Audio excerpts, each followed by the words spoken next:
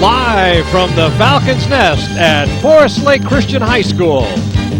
Touchdown Productions, your championship television for the Foothills, is proud to present the CIF NorCal Division 5 basketball semifinals. Tonight, your defending Division 5 state champion Forest Lake Lady Falcons entertain the Sacred Heart Prep Lady Gators. All the action is coming up right here on your Foothill Game of the Week.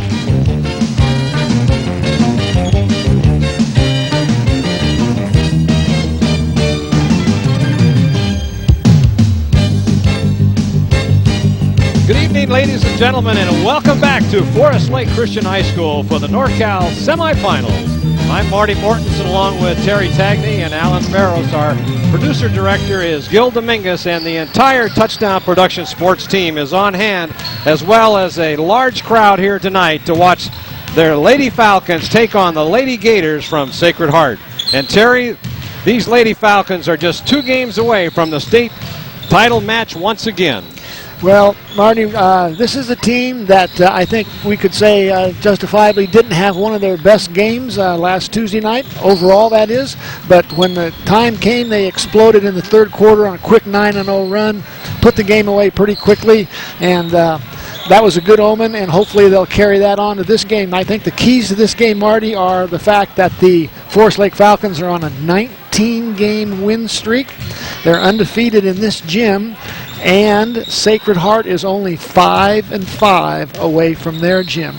So I think those things are going to be important tonight, plus a huge long bus ride all the way from the Bay Area. We'll look to see how the opponents of the Lady Falcons get off tonight in the first quarter and see if that bus ride affects them. Excellent observations, Terry, and we'll have more analysis and talk to head coach Steve Keller after we pause to let you know that the Lady Falcons' road to the state title is being underwritten tonight by Liberty Motors Grass Valley and Liberty Motors Auburn.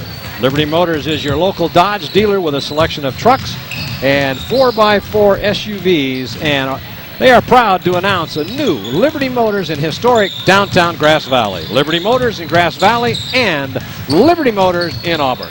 Hanson Brothers Construction and HBE Rentals. Hanson Brothers are general engineering contractors and can assist you in any phase of residential or commercial site preparation, including earthwork, finish grading, and have ready-mixed concrete that is computer batched and radio dispatched in a variety of colors. Hanson Brothers Construction and HBE Rentals. Placer Title Company. Larry Ingersoll and Sally Vigil remind you that it's you who have the choice of title companies when you purchase or refinance property. And Placer Title has 2 locations in Grass Valley and Bear River to serve you with complete title and escrow service. That's Placer Title Company. Gold Country Directory. The Gold Country Directory is your local comprehensive phone book specializing in information about your town, local businesses, and of course residential listings for all of your friends and neighbors throughout the Foothill area, including Grass Valley, Nevada City, Colfax, Auburn, and everywhere you want to be. It's Gold Country Directory.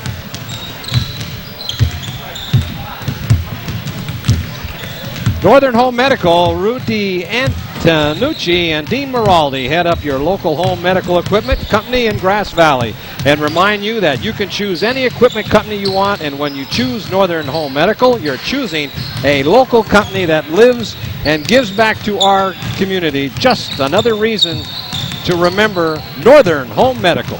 And by Touchdown Productions, championship television for the Foothills. This is Terry Tangney along with Marty Mortensen and Alan Barros saying thank you for tuning in to our broadcast tonight. And be sure to join us next time as we travel to Delta College for the NorCal Finals as we continue to follow the Lady Falcons on their way to their 2nd consecutive state title, exclusively on our Foothill network of stations, NCTV Channel 11, ACTV Channel 20, Seabridge Connections Channel 23, and LOP Channel 7. Let's throw it down to Gil now. He's on the floor with head coach Steve Keller. Yeah, we got him down here as he's getting ready for his NorCal semifinal. Pretty exciting stuff for you these days. Yeah, we're excited to be this far.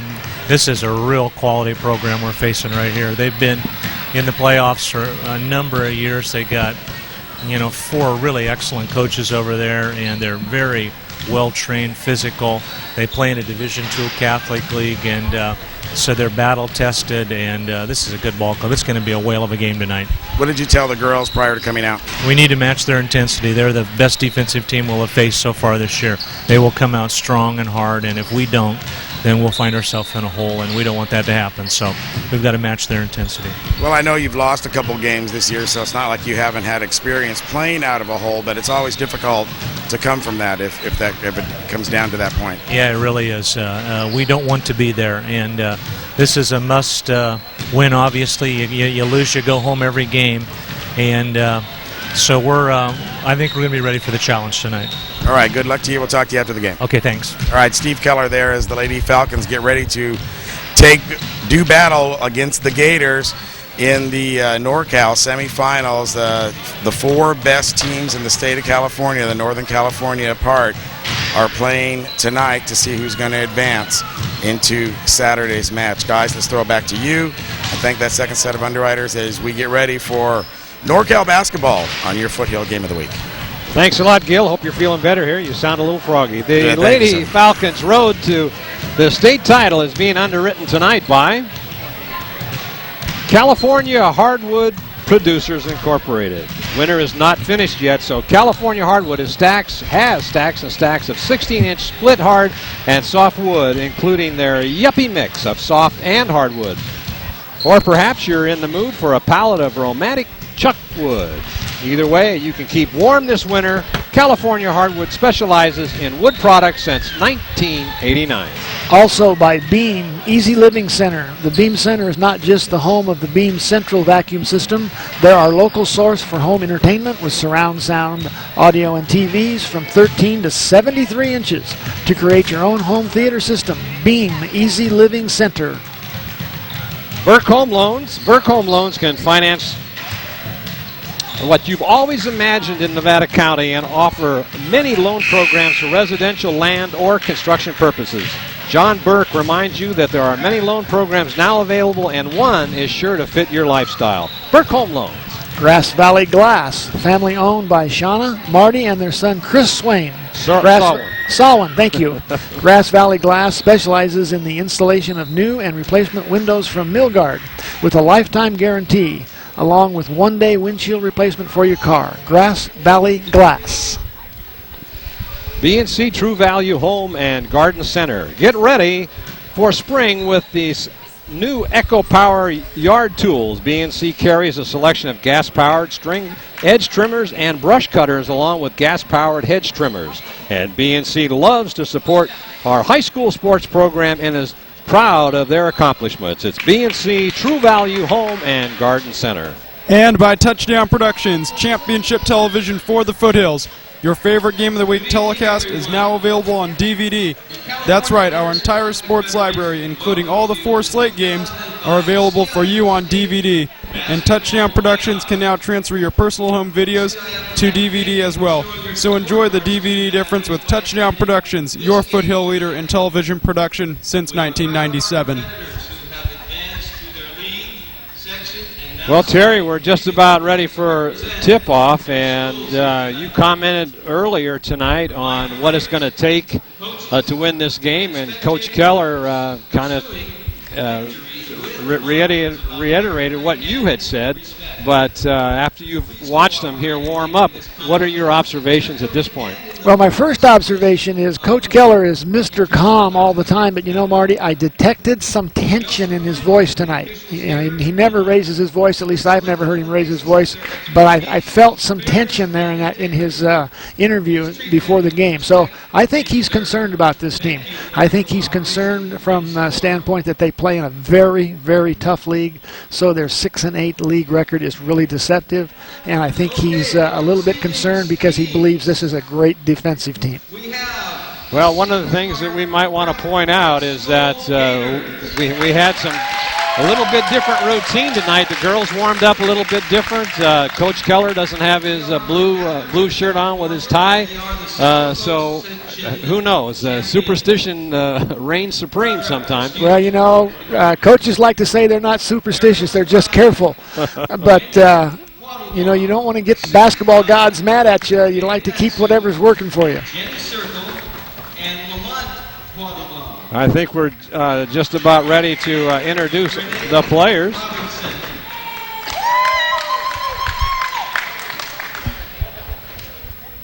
Any observations from your side there, Alan? Well, going back to what Coach Steve Keller said during the interview, I noticed he did seem a lot more concerned tonight as opposed to the nights before when he seemed really confident in his interviews. I agree with that. It's when you get down to the Final Four, you have a tendency to get a little nervous at this point in time.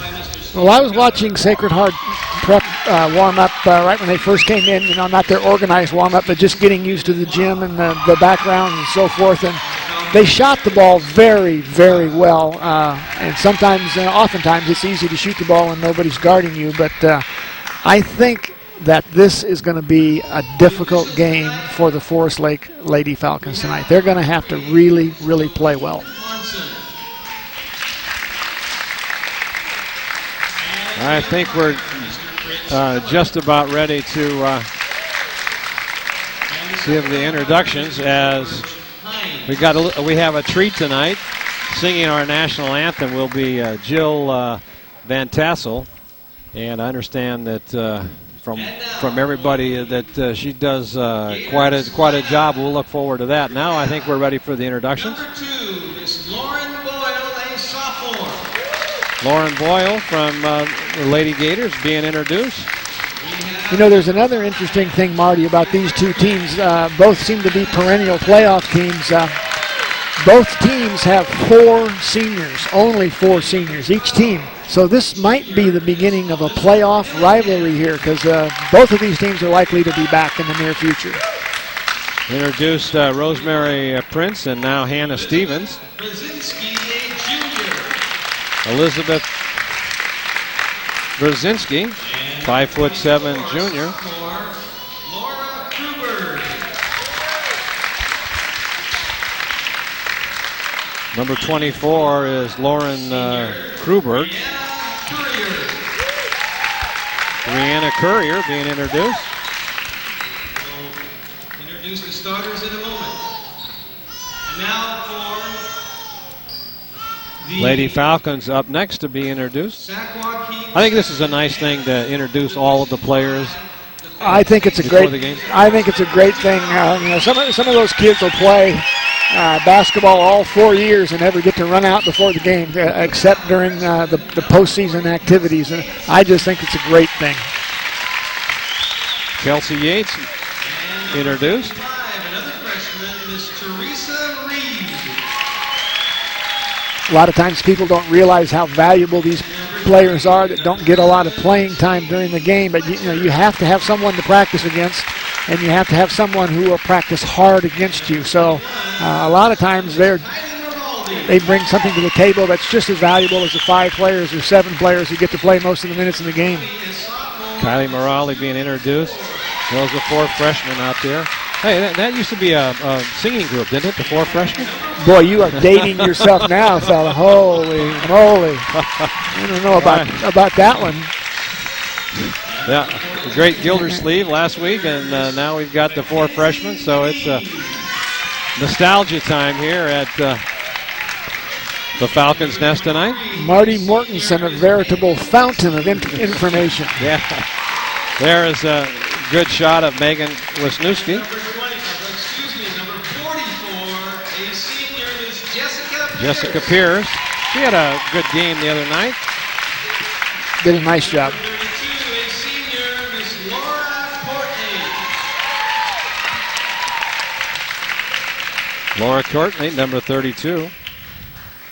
And Now for the starting lineups for tonight's game. starting lineup, we have number 4, a senior, Miss Rosemary Prince. Rosemary Prince being introduced. She'll be starting at guard tonight, senior 5'6". For the Forest Lake Falcons, we have number 10, a sophomore, Miss Jessica Clough. Jessica Clough.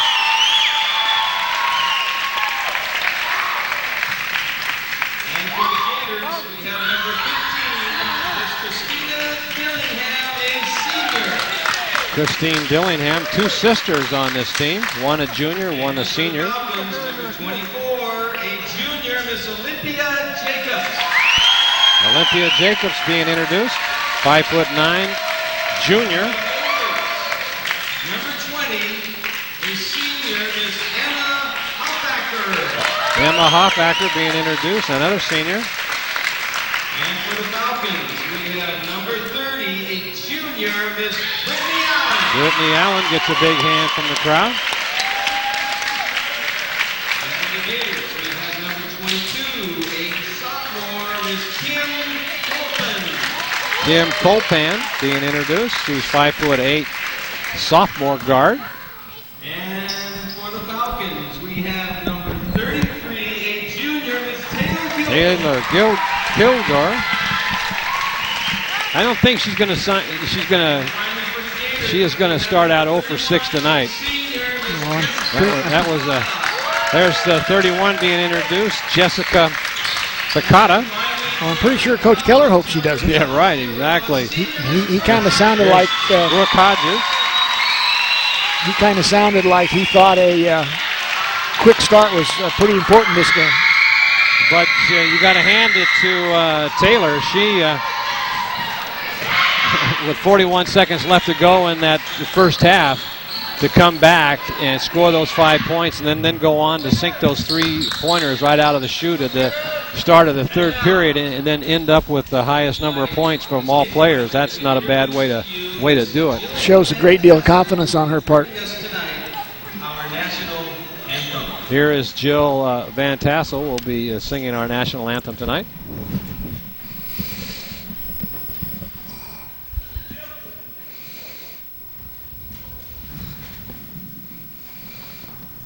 Oh, say, can you see by the dawn's early light what so proudly we hailed at the twilight's last gleaming, whose broad stripes and bright stars through the perilous fight o'er the ramparts we watched were so gallantly streaming, and the rockets rang clear, the bombs bursting in air gave proof through the night that our flag was still there. Oh, say does that star-spangled banner yet wave o'er the land of the free and the home of the brave. Nice job. She gets a big hand from the crowd. Deservedly so. Pretty tough to sing a cappella in a gym, I can tell you, tell you Yeah, that. the acoustics in most gyms are not very good. Well done. Very well done. All right, Coach Keller talking to his starters there before they break the huddle. And coming out to center court will be Brooke Hodges going up against number 15, Dillingham. Little height advantage by these Lady Falcons. 3 referees again tonight. They're giving the lady referee the honor of tossing up the first tip. Perfect toss. And that Hodges gets out tipped, and here we go. Down to 4 teams. Prince gets it inside. Now they get out. They double team Hodges, but bringing the ball out is Hoffacker. Still working it around the outside. She drives into the paint, but stolen away by Allen. She's looking for someone to pass to, but then she takes it up too hard. Off the glass. Very nice defensive play there by Sacred Heart on that layup to challenge the layup and not foul. Now there's inside in the paint, goes up but knocked away by Hodges. Now here's Jacobs. She's trying to go coast to coast. She stops, takes it inside, and loses the ball, but it's knocked out of bounds by these Lady Gators. I don't know if this is any indication or not, Marty, but there's been 4 possessions in this game, and there's been 4 good defensive plays. Trying to get the ball out to Allen way in the backcourt. She'll bring it up. 19 seconds on the shot clock. She's going to try to take it in. Nowhere to go. She stops, puts it, goes inside, puts it up, and still doesn't go. Oh, Kevin McHale would have been proud of that move. The famous Kevin McHale up and under. There's a shot. No, doesn't go. Rebounded in there by, and she stepped on the line. Jacobs. I think they called a foul. Oh, they did. Okay. I don't know who it's on, though. Looks like it was on Bakata. Yep, 31. 6:50 left in this game as they're trying to work the butterflies out of the system. Has had some pretty good looks at the basket, but nothing has dropped so far. Allen now dishes it off to Hodges. Hodges goes into the paint. Back out to Kilgore. Now back to Kilgore. She tries to take it inside. Nothing there. Allen now. Good defensive work by the Lady Gators. Both teams. The body lost it. Oh, she traveled. Good job in there by that. That was Clough, Jessica Clough.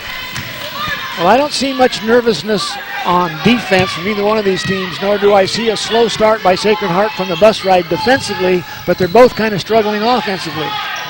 But now it's outside to Allen. She gets it way across to Clough, puts it up. There it is, nothing but net. 3 for Jessica Clough in the corner. Well, that ought to get the butterflies out.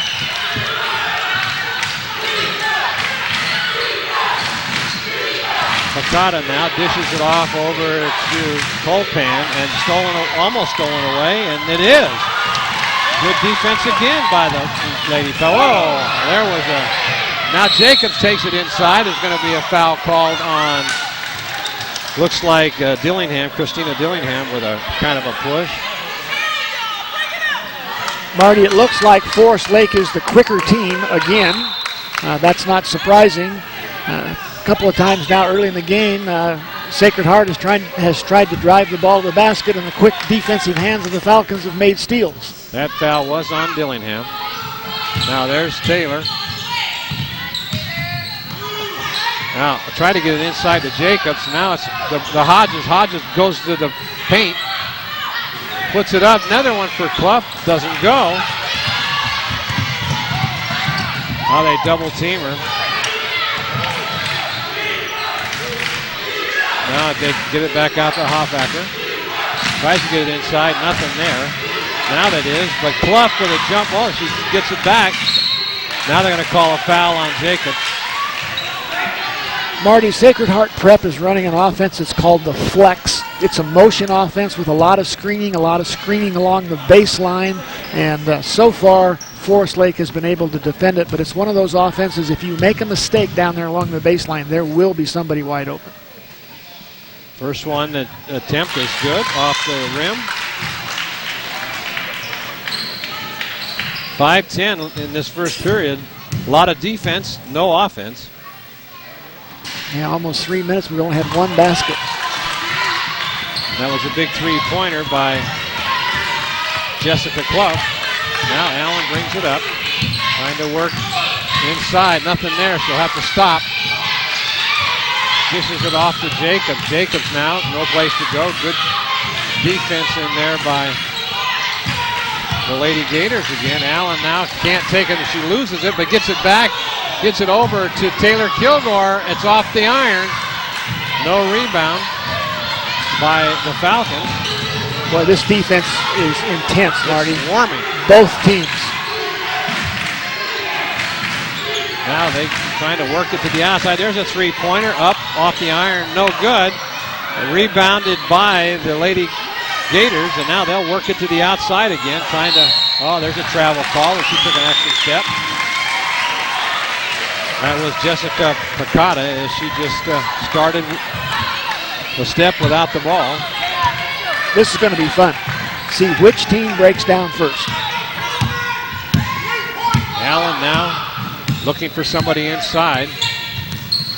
Boy, they're moving, a lot of movement going on. There's Taylor. Now Allen looking, try to take it inside. She does. She drives all the way in, but nothing there. And a foul's going to be called. Looks like that was called on, I believe, number 11. 11? That's her second foul, I believe.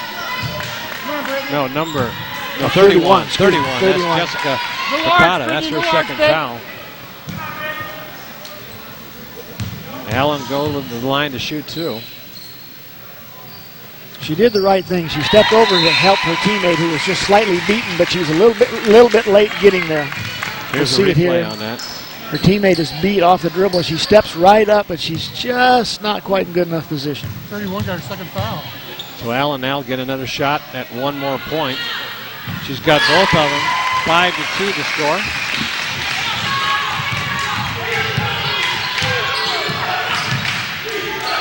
Hoffacker brings the ball up, dishes it back out to Coltan. Now they get it over to Dillingham, the younger sister. There's a too hard off the iron, rebounded by Hodges. Hodges looking to pass, but now takes it down, gets it over to Jacob. Cross course going to be stolen away. Good anticipation. And now they take it down the baseline and puts it up. You know, that steal was a great steal. The Sacred Heart player didn't have a chance to really get the ball cleanly, so she tipped it into an open area where she could get it herself. That was very well done. And now there's going to be a foul called on. Oh, that'll be the fourth team foul. It looks like Hodges took one in the nose. Now there's Hodges looking for three, can't get it. There's Clough now, brings it up. No place to go. Over to Jacobs at the baseline. And she puts it up underneath. What a play! Great move. Again, sort of a version of the Kevin McHale up and under move, except this time along the baseline. Working the outside again, trying to set up a shot. Coltan now all the way across court to Dillingham. She stops, top of the key to Hoffacker. She tries to take it in, but she's going to be fouled by Brittany Allen, I believe. Okay, let's watch this move here along the baseline. Nice little dribble. Good defensive cutoff there. The up fake, and then step under and lay it up and in off the glass.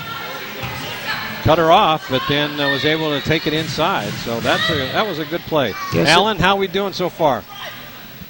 Sacred Heart early on looks like definitely to be the best defensive team Forest Lake has faced.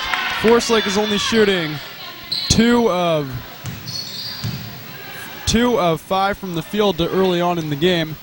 And Brittany Allen and Olympia Jacobs lead Forest Lake at 2 points each. Both of those attempts were no good. Now Allen takes it in, stops, puts it up, off the iron, no good. And they're going to have he may have stepped out of bounds. That was a push call, so that ball will be turned over. Called a foul on one of the Forest Lake players. That's the third team foul. That was on Jacobs as Kylie Moraldi comes into the ball game for Jacobs, and now we're still working it outside. That seems to be the way they're doing. Now they get it inside, but then there's a foul called right away on Hodges. Well, that's the object of that flex offense. They'll work it on the outside while screening on the baseline, trying to break somebody open off one of the baseline screens. Two fine defensive teams struggling to get some points on the board. And now, once again, out of the top of the key, there's a three-pointer, up, no good, off the, nice defensive work by Jessica Clough. Taylor Kilgore brings it over to Allen. Allen now comes up, gets it over to Clough. Clough fakes a three, doesn't go with it. And now over to Hodges. Hodges will look for three, and it's off the iron. Bringing the ball up as Stevens is in the game. Hannah Stevens, first time. And that's stolen away by Hodges. it's you'll take it down. There was nothing there, Terry. Well, you know what's interesting, Marty, is we're at only 2 minutes left in the first quarter, and Forest Lake does not have a fast break point yet. And that's pretty much what they've been living and dying on up until now. And what that tells you is Sacred Heart is playing great defense. Here's the quick hands. We talked about them, Forest Lake being the quicker team. Here it is. Watch this. She steps right in. Look at those quick hands. All right, back to live action now as once again the Lady Gators work the outside. Now at the top of the key, guarded by Allen. Allen, good defensive work, and now they save it. Clough will get it on over to Allen. 7-4. This is a real slugfest going on here with 1:30 left in this first period. Allen now trying to make something happen. She gets it over to Taylor Kilgore for three. Nice. She wasn't really set there, Terry, but she was able to get it down.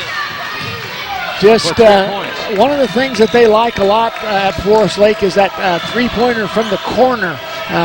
Tuesday night they were doing it against the zone. Now tonight they're doing it again against man-to-man. Offensive foul there. There's a timeout called by the coach for the Lady Gators. That's Wendy Quattlebaum. He calls her team over to talk to them a little bit. Boy, I don't think we've seen a game all year, Alan, with 10-4 the score in the first period. Yeah, Forest Lake's taking a little bit control here, but for Sacred Heart, this just might be what they want, a low-scoring game, since they pride themselves on defense if they want a chance to beat Forest Lake tonight. There was a good call on that offensive charge. Good defensive footwork there. Good timing, getting to the spot early. What the referees look for on the charge block call is who gets there first. And we'll take another look at it here, and we'll probably see a clear-cut shot of the Forest Lake player stepping in to get there first. There she comes. She's got both feet on the floor. Good call by the official. Nice dive she took there also. All right, bringing the ball up, 1:02 left to go in this first period. 10-4 your score. Allen now looking for Hodges, nothing there, and over to Moraldi. Moraldi now passes it back to, passes it back to, there's a put up, no good, but stolen away. There's a breakaway. That could be an easy 2 points. It is. Marty, this game is just a dogfight. You can't get inside the paint on either end of the court. No, I've noticed that already. With 33 seconds, they can bring it down. Almost get the last shot in. Hodges now puts it up, but that's going to be, oh no, they're going to give it. I thought the defender touched it, but it wasn't tipped. No one's stepping up here. And the lady referee was looking for some help and didn't get any. Wasn't getting any. Well, let's see. Let's see if they run it down to get the very last shot of the first quarter. It looks like they will. Trying to run the clock down. It's at 10 seconds. 6 seconds is when you want to shoot it. Now they're going to try to get a three, and it's off the iron. And they got a chance to get it. They got it right at the buzzer. That was Christina Dillingham, the senior. She puts that ball down and narrows the score to 10-8. What a first period, Terry. Well, you know, a lot of times you look at a game like this and you say, geez, the offenses are just no good. You know, they're off tonight. But that's not the case in this game. The offenses they're working their thing. It's just that the defense is so darn good that you just can't get anywhere. Olympia Jacobs in the prior games has just been able to virtually penetrate at will, and she's having a hard time getting to the free throw line tonight. I mean, she can't even get that deep, let alone get down to the basket. Amazingly good defensive efforts by both teams, indicated by a 10-8 score. Alan, what was the first period stats? Though defense ruled the first quarter, Forest Lake's three-point percentages improved tonight. Jessica Clough and Taylor Kilgore are each shooting 1 of 2 from behind the arc, and they've both added 3 for the Lady Falcons. Leading Sacred Heart after the first quarter is Christina Dillingham with 3 points. So, just like you mentioned, Terry, this is going to be a dogfight as Well, I made the comment. I thought it would be interesting to see which team breaks down. I don't think either one of them are going to break down. It's going to go like this right down to the buzzer. Jacobs is back in to the game. Now Allen tries to bring it up. There's a nice pass underneath. Jacobs can't do anything with it. Hodges for three. It's up. It's off the glass, and it's good. A big smile. Brooke Hodges. That was a little bit too hard, but it went off the glass right in the net for three. It was so bad, it was good. All right, once again, these Lady Gators work the outside. Now at the top of the key, the matching three-pointer doesn't go. And Hodges with the rebound gets it on over to Allen. Allen now brings it up, looking for someone to dish it off to, being guarded in there. There's Clough for three. She sets. That's going to be way off the mark. And now Jacobs got it. Brooke gets it. No good, and they can't get the rebound. 2 shots at it. This Sacred Heart team is a well-disciplined team. They make good decisions. Like that time, that player with the ball could have tried to do something on her own, but she saw and waited for her teammates. And she's fouled. So that was Kim Colpan, and she takes it into the paint, gets the 2, and gets fouled. Well, it's certainly going to pay off. Number 20, Emma Hoffacker, was the one that showed good patience that time, not trying to do something out of the ordinary, and it's going to get them possibly 3 points on the scoreboard. This is a fun game to watch. A lot of nail biting going on in the stands because both of these teams are just excellent teams. And they get the ball back. Stolen away. Allen with the steal is tipped off by Clough. Now she drives inside. She's fouled big time. That little spin move. In the past games on that move, she'd have been wide open. But in this game, when she completed her spin, there was 3 red shirts there. Take a look at that replay. Here's the first steal.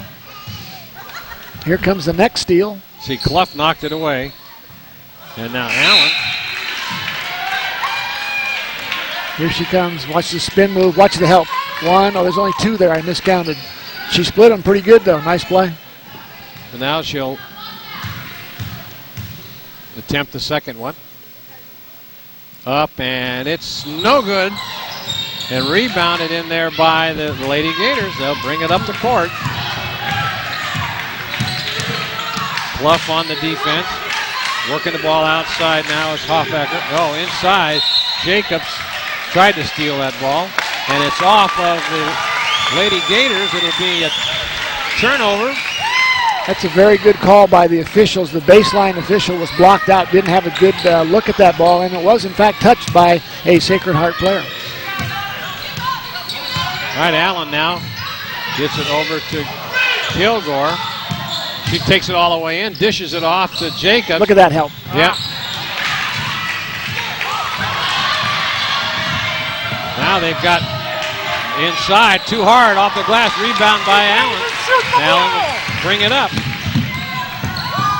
Oh, too hard and that's going to be, boy, they got a break there. Allen just dished a line drive bullet a little bit Jacobs. A little bit too hard, too close, plus Jacobs wasn't quite set, but she was certainly open. So Taylor Kilgore will inbound the ball. Kim Colpans had to go to the bench for, it looks like, bloody nose. This game is...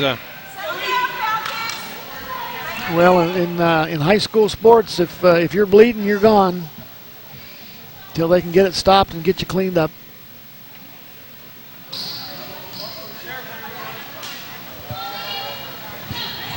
Going to put some ice on her nose.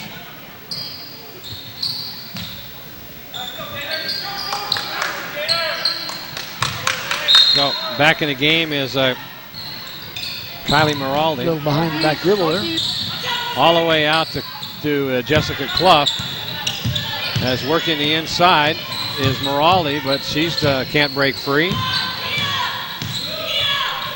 13 on the shot clock. There's Jacobs now in the corner. She puts it up and she's got it. They left her alone. One of the few uncontested shots in this game so far. Now bringing the ball up with Stevens. Over to Prince. And now we we've got Dillingham. Way over the corner for three. Up and in and out. Heartbreak, no good. And it's going to be the Gators ball. 5:24 left in this second period. 15-10. Boy, I tell you, I don't think, I can't remember the last time these Lady Falcons had 15 points in the middle of the second period. Very unusual lately. Good defense, and it's going to be called for. How many seconds they give you to get that ball in? 5. 5. Yeah. It's got to be out of your hands by 5. Turnover, big turnover there. Now Hodges will bring the ball up. Allen is out of the game right now. Oh, a bad pass by Hodges. Almost a travel, no call.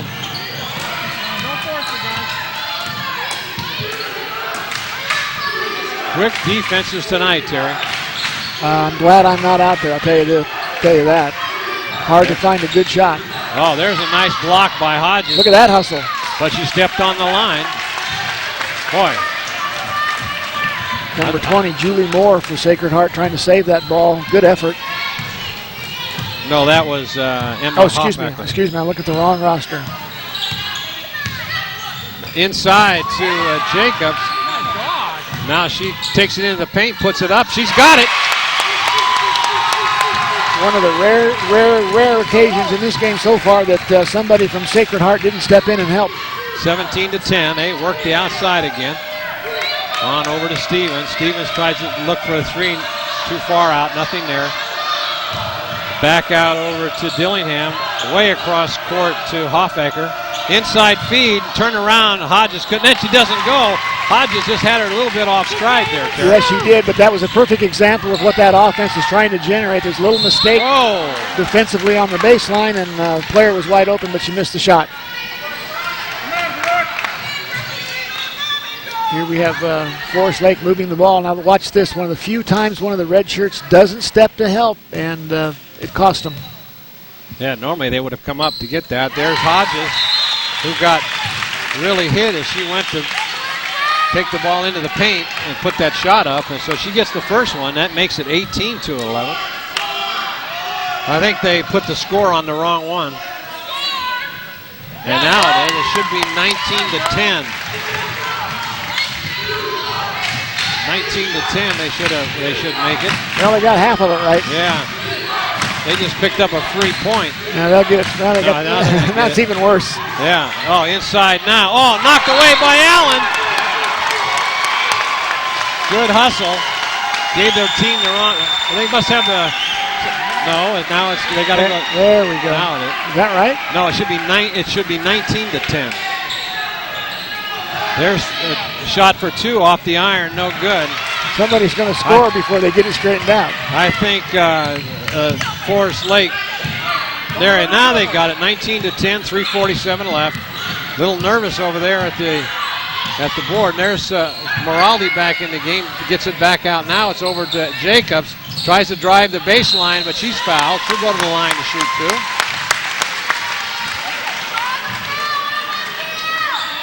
Good job, O. This is the most concern I've heard of on the Forest Lake side. The sound.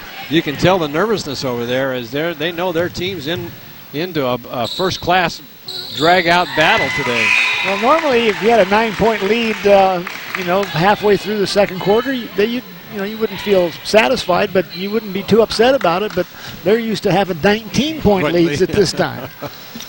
Alan, how we doing on the stats so far? Not much to report, though. Not much scoring to report, but Olympia Jacobs draining those last two free throws now leads Forest Lake with 8 points on the night. Brooke Hodges is off to a nice performance in her last home game here at Forest Lake with 5 points and 4 rebounds. 21-10, 3:36 left. The crowd for Forest Lake stands up and gives their team a big hand as they know that their team is definitely in a fight for their playoff life tonight, Terry. Well, usually a good sign of intensity in a basketball game is the defensive stance that the players take. Knees bent, head up, hands ready. And if you look at both of these teams, you'll see that stance. They're down, they're staring their opponent right in the face, just like saying, come on, you can't get by me. And that's been the story of the game. Defense, defense, defense. Forest Lake's defense has stepped it up and matched her. Is better than Sacred Heart's right now. As Forest Lake's on an 8-0 run. That's what they that's kind of their MO, at least it was last Tuesday. And let's see if they can extend it to 10 or 12-0. But that may have been what they did on Tuesday, but they did not face this type of defense at all. Boy, this team is solid.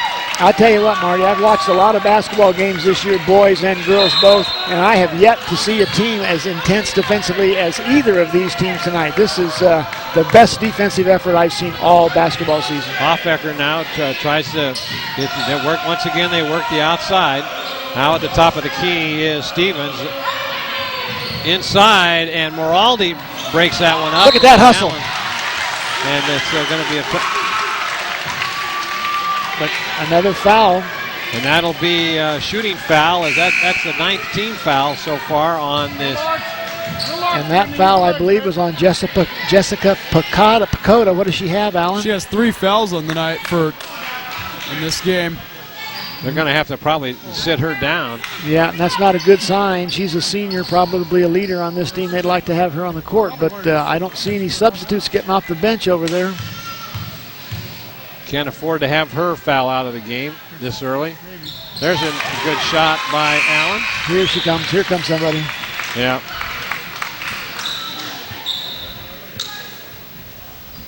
Yeah, that's tough when you get into early foul trouble. Well, it's 3 minutes left in the second quarter. She's certainly going to have to sit out the rest of this quarter, and we'll see what happens when if in fact she starts the second half. 22-10 your score, and Allen with a tip by Moraldi, can't save it, and now driving all the way in. It should have been a charge, but it wasn't.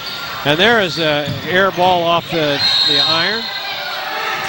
You know what's starting to develop, Marty, is the team from Sacred Heart is starting to rush their shots. I think they're a little bit concerned about the hand quickness of the Forest Lake team. And the last couple of possessions, they've had the ball inside close, and then that three-point shot, they've rushed all of them. Boy, there's a foul.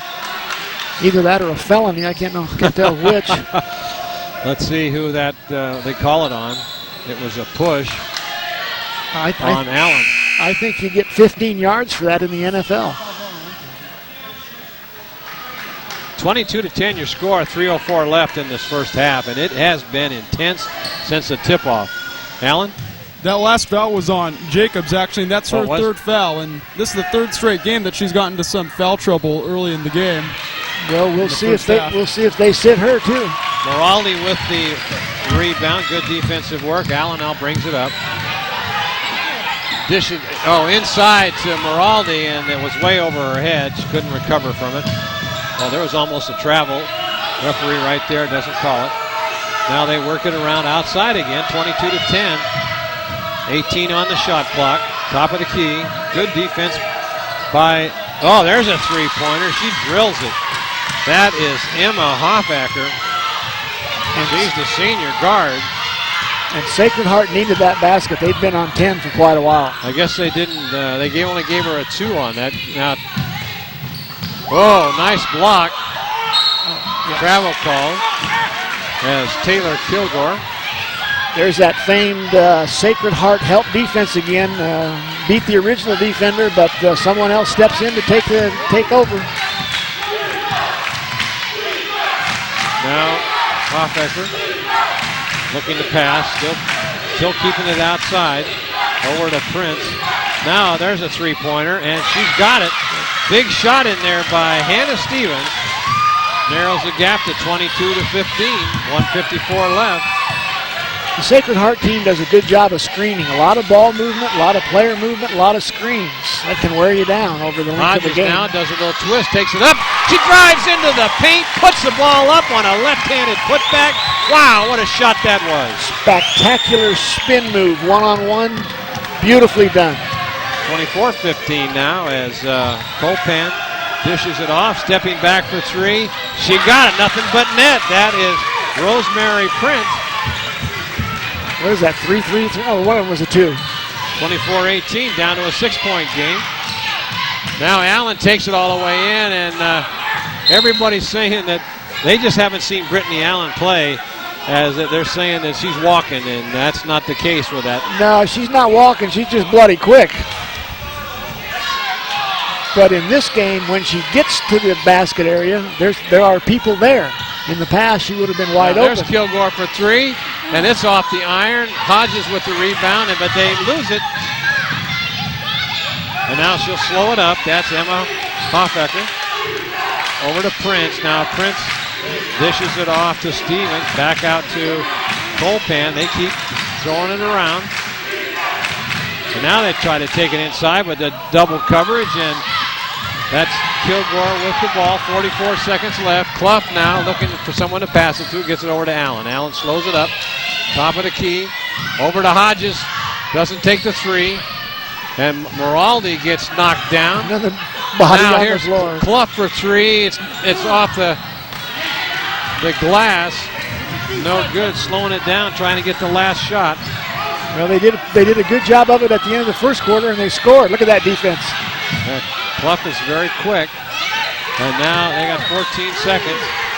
Shot clock is turned off. There's a shot put up. Off the iron, no good. Comes over the back of Clough, no call. And now Allen's got 5 seconds. She's going to try to take it coast to coast. Puts it up and she's fouled as she takes it to the hoop. And let's see who they call that one on, Terry. Well, mistake there by Sacred Heart. When you're trying to get the last shot, Marty, you'd like it to be taken at 6 seconds or less. That way, by the time it's rebounded, the opposing team doesn't have a chance to come down, not enough time to get their shot. They shot that ball with about 9 seconds. And too soon. And once the first one is good by Allen, and that was quite a feat by Brittany Allen to take that ball all the way down the court, weaving in and out of 3 defensive players, and getting the foul and getting 2 points. 1.9 left. Oh, she shot it a little bit late. But there's the end of the first half. 26-18 your score, as this has been a barn burner. And Allen, what do you have there? At the end of the first half, the scoring isn't as high as usual, but Olympia Jacobs leads Forest Lake with 8 points. Brooke Hodges, 7 points and 4 rebounds. Brittany Allen has 5 points, but interestingly, all of them from the free throw line. She's 0 of 4 from the field. For the Sacred Heart Gators, leading them in points is Hannah Stevens with 5 points. Kim Colpan has 2 points and 4 rebounds, and Emma Hoffecker has 2 points and 3 rebounds for the Sacred Heart Gators. Well, Terry, your observation here, I mean, when was the last time we saw 26 points at a halftime score for these Lady Falcons? Well, if ever, I can't remember it, at least not this season, certainly not in the playoffs. Their playoff run, they've scored much better than this, and it's just the defense on both teams. I'm really impressed with Sacred Heart's ability to help step off the player you're guarding and pick up the player with the ball. They're very good at it. They got quick feet. They get there in time most of the time. Just beautiful to watch. I tell you, this is quite a show being put on tonight by 2 strong defensive teams.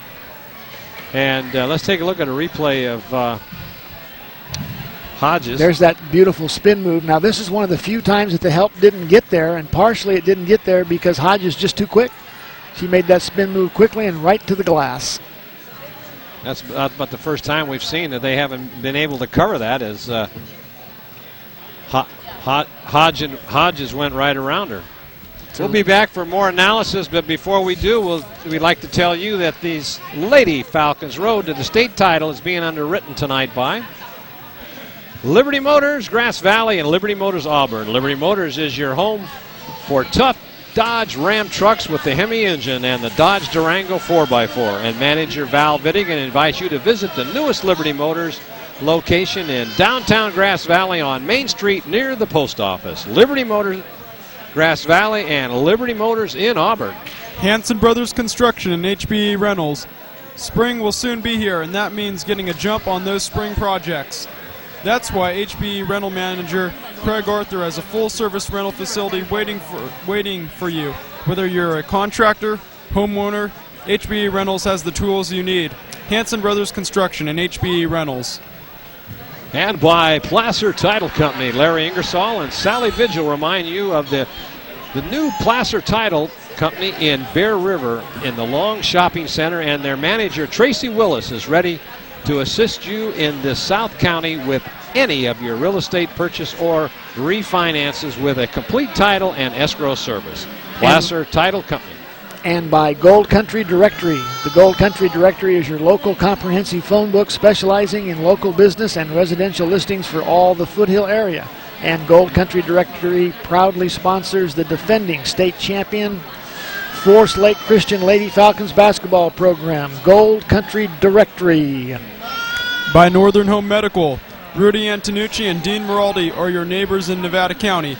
There is no need to choose the company that takes its profits out of our area when Northern Home Medical carries a full range of home medical supplies from power wheelchairs to home oxygen supplies and can respond quickly to any medical emergency. That's Northern Home Medical. And, of course, by us, Touchdown Productions, championship television for the Foothills. This is Terry Tangney, along with my broadcasting pals Marty Mortensen and Alan Barrow, saying thank you for tuning in tonight. Be sure to join us next time as we put our traveling shoes on and follow the Lady Falcons on the road to Delta College and the NorCal finals on their way to another state title on our Foothill network of stations. NC-TV Channel 11, HC-TV Channel 20, Seabridge Connections Channel 23, and LOP Channel 7. And Terry, you're the coach. You're in the locker room right now with your team after a very strong defensive first half. What are you telling them at this point in time? Well, if I'm in the Forest Lake locker room, I'm asking for a little bit more patience. They're not used to having to work this hard. At least recently, they're not used to having to work this hard. And a little bit of force here and there, not much, but that would be my number one emphasis. If I'm in the Sacred Heart locker room, I would be asking for a little better vision for the cutters down around the basket on the baseline screens. At the end of the second half, there were some openings there, and the players didn't get the ball. And I think one of the big things that you pointed out right at the end of the half there, that they had that issue with not taking that shot just a little bit too early, and that Forest Lake was able to capitalize that on pick up 2 points by the strong play of Brittany Allen. Well, with the advent of the shot clock years back, you don't get that opportunity for the last shot of any particular quarter as often as you used to, so I think teams don't practice it as much, and consequently they're not quite as good at it.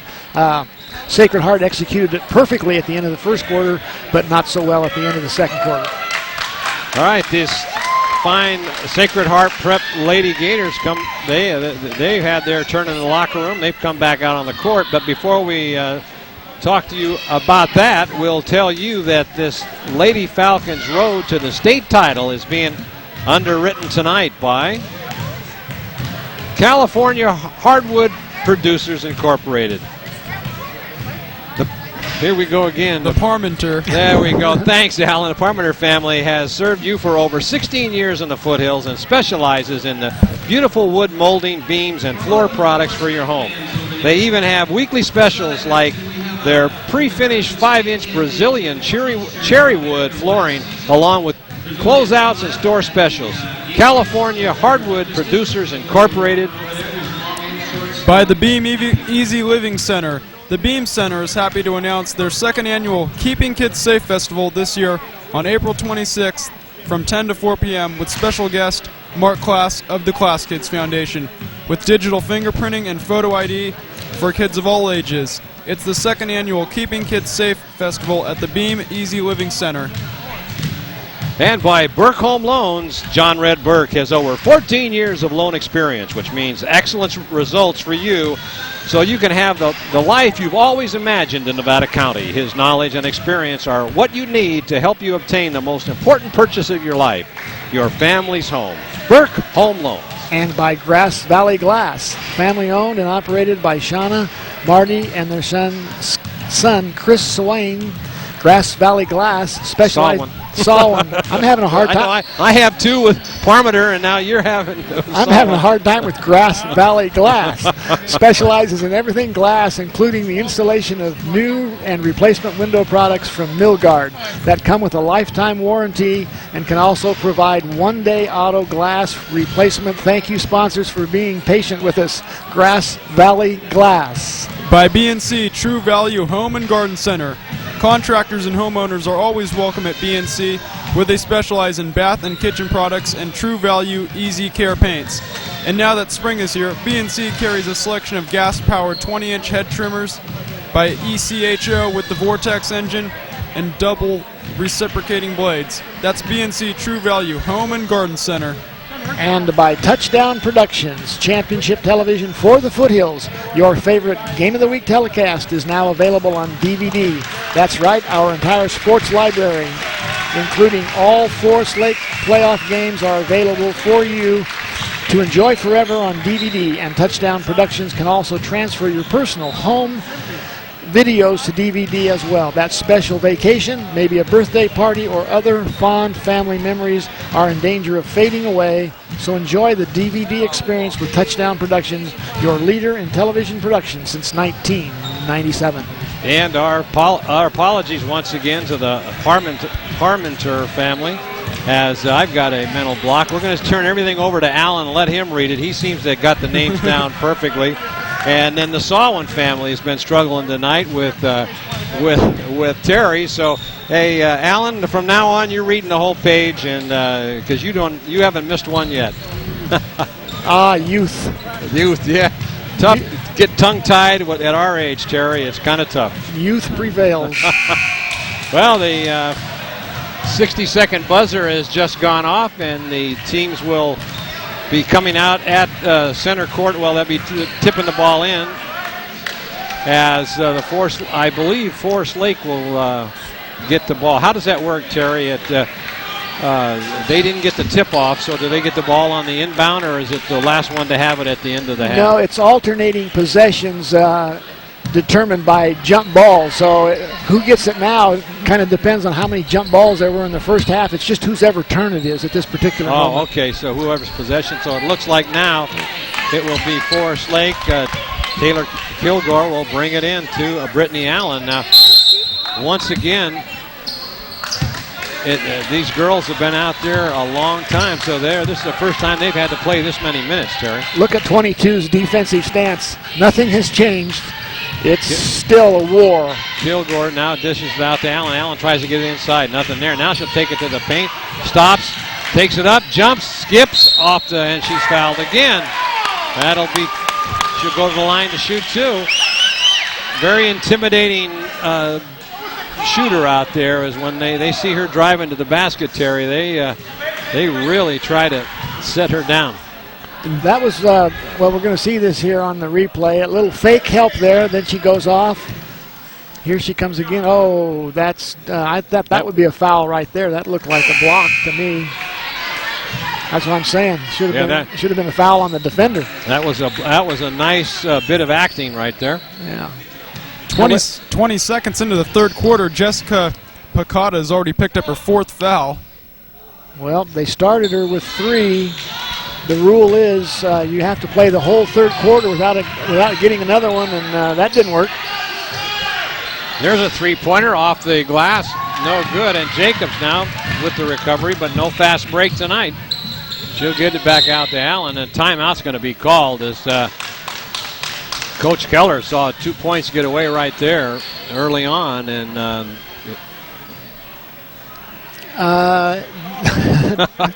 technically, you could call a foul for a flopperoo. It would be an unsportsmanlike conduct foul, but I don't think I've ever seen it called.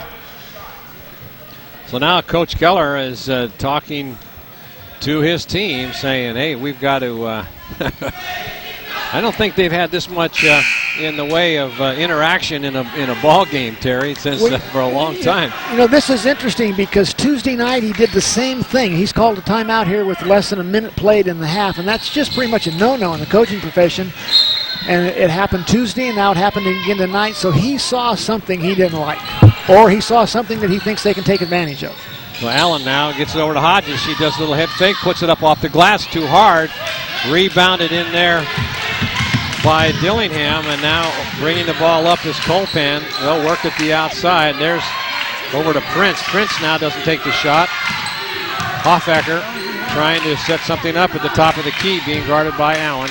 Still using that same motion offense called the flex, trying to break somebody loose along the baseline. A lot of going on. There's a three-pointer, nothing but net as she just arced that one right up into the, right in there with nothing but net. That was Emma Hoffacker. 26-21, 5-point lead, and now there's one high off the glass by Hodges. Brittany Allen with a beautiful pass. The defensive player from Sacred Heart went to front the post. Offensive teammate did the right thing, turned and went to the glass with a perfect lead pass from There's a Brittany Allen. Shot that doesn't go, rolls off the rim, out of bounds, and it's going to be the Lady Gators ball. This is another interesting thing, another indication of good defense. Neither team has been able to run their inbounds plays tonight. They're lucky to get it in. Now they're passing the ball around, working at the top of the key all the way around. Way cross court for three, up off the iron, no good. Rebounded in there by Kilgore. She'll get it over to Allen. Allen bring it up the court. Jacobs now over in the corner, waiting for it. Doesn't go. Hodges gets a nice look, and she's got it.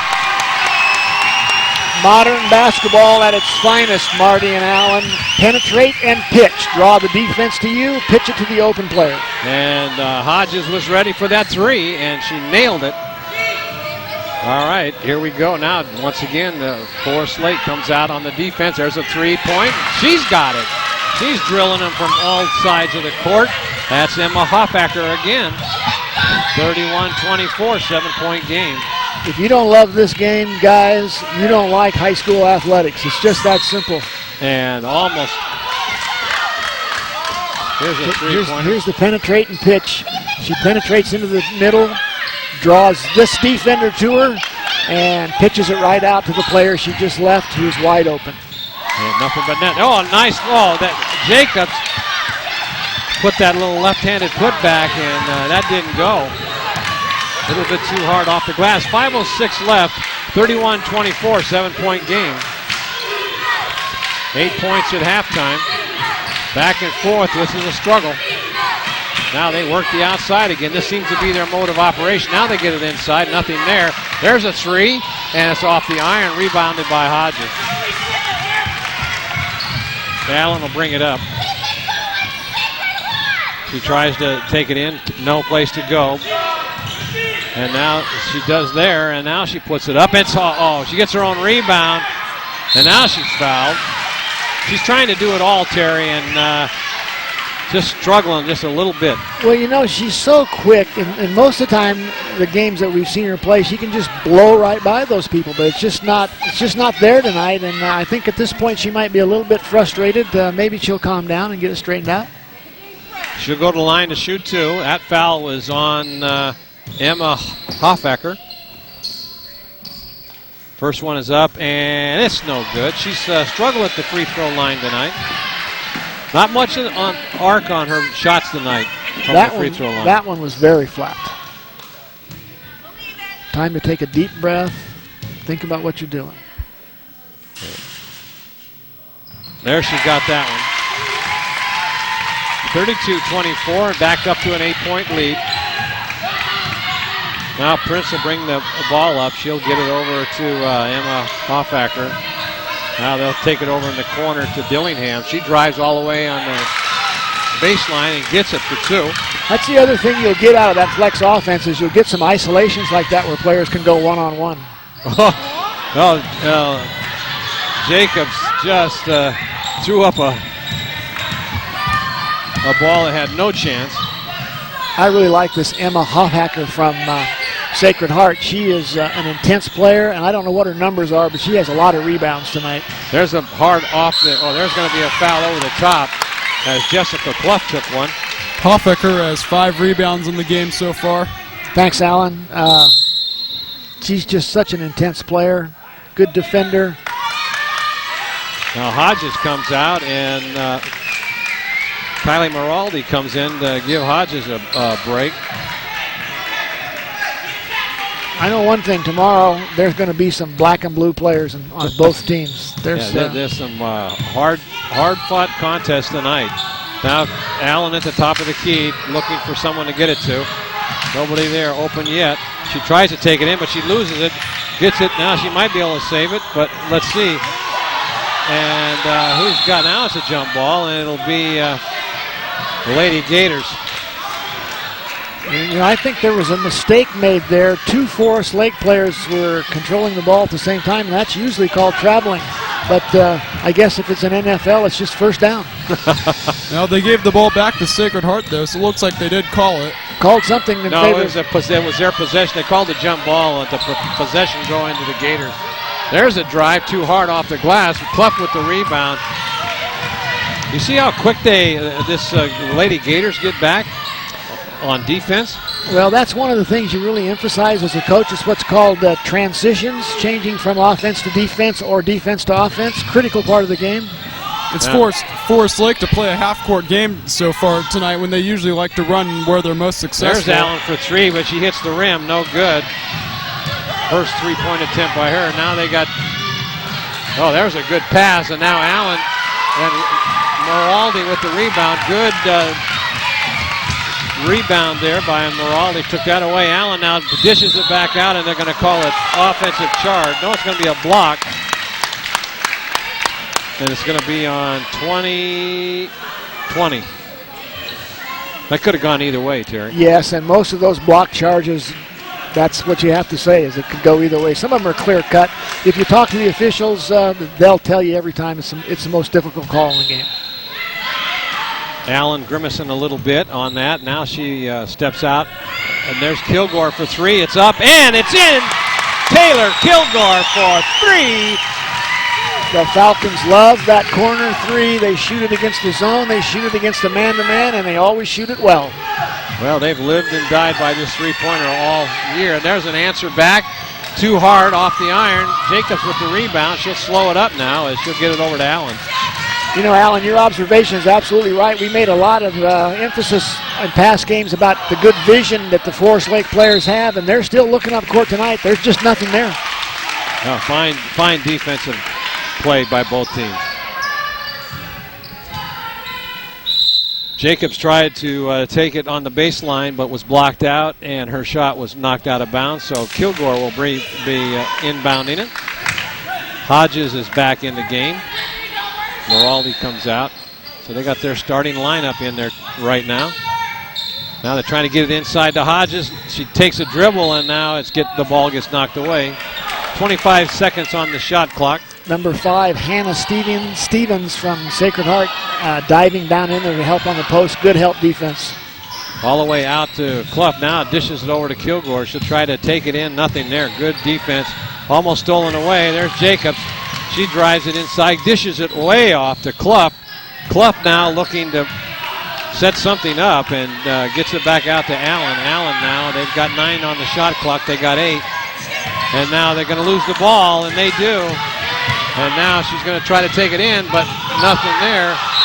And they're going to step on the line. It'll be the crowd is calling for a foul, but I didn't. Yeah, I don't. You know, they're going to wind up with the ball anyway. I'm not sure there was a foul there. Some of the biased fans that are sitting near us have a different opinion, but. And now how are they going to work this? I don't know what they're doing here. Looks like they're calling a technical on somebody. I wonder if it was on a player or on the coach. So Hodges will go to the line to shoot it. We'll have to take a replay on that. There's the first one is good. I didn't see what happened. I was looking away from the play. I didn't see it either. Somebody said something that the officials didn't like. Alan, did you see who it was? I didn't see who it was, but Hodges gets 2, and now in high school basketball, though, they can call it they can even call it technical on the fans, though. So yeah, they can. That's true. I don't think that was the case, but now that's a big turnaround right there. 30. Well, it's the.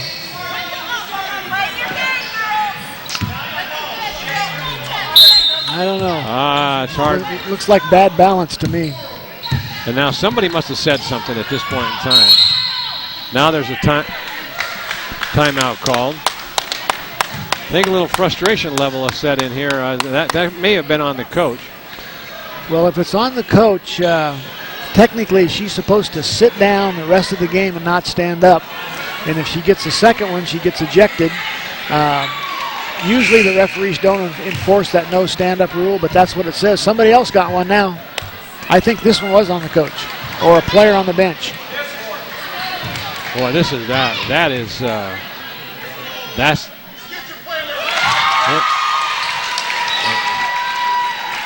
And it's another little interesting sidelight, guys, is if they called that technical foul on the bench, one of the players on the bench said something, it goes to the coach.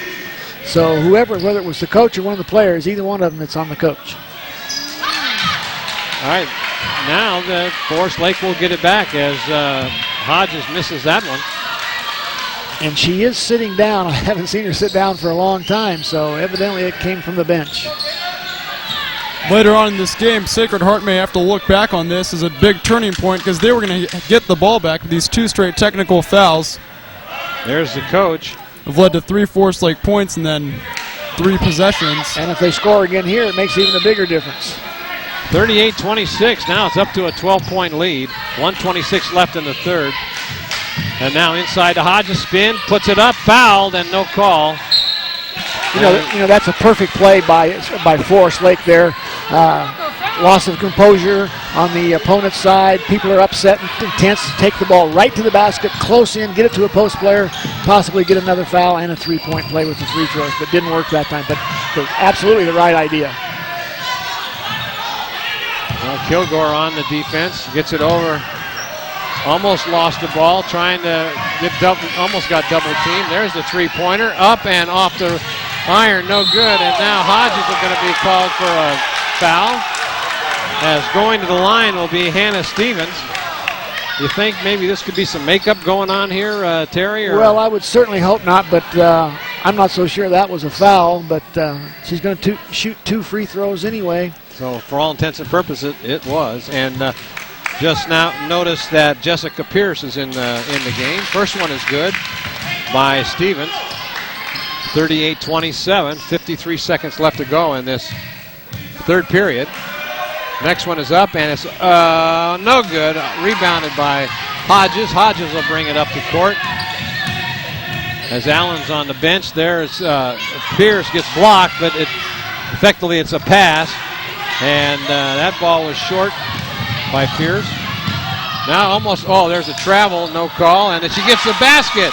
What a play. Emma Hoffacker, she's a one-man wrecking crew, or a one-woman wrecking crew at this point in time. Thank you very much. I'll take a free travel. Yep. That looked like a travel to me, didn't it? I thought she traveled, yes. No, there's Clough now. Dishes it way off to Kilgore. Nothing there for the 3. Dishes it out now to Clough, who's open, but she throws up an air ball. And now it's, they've got one-on-one right now. Oh, and there was a offensive charge.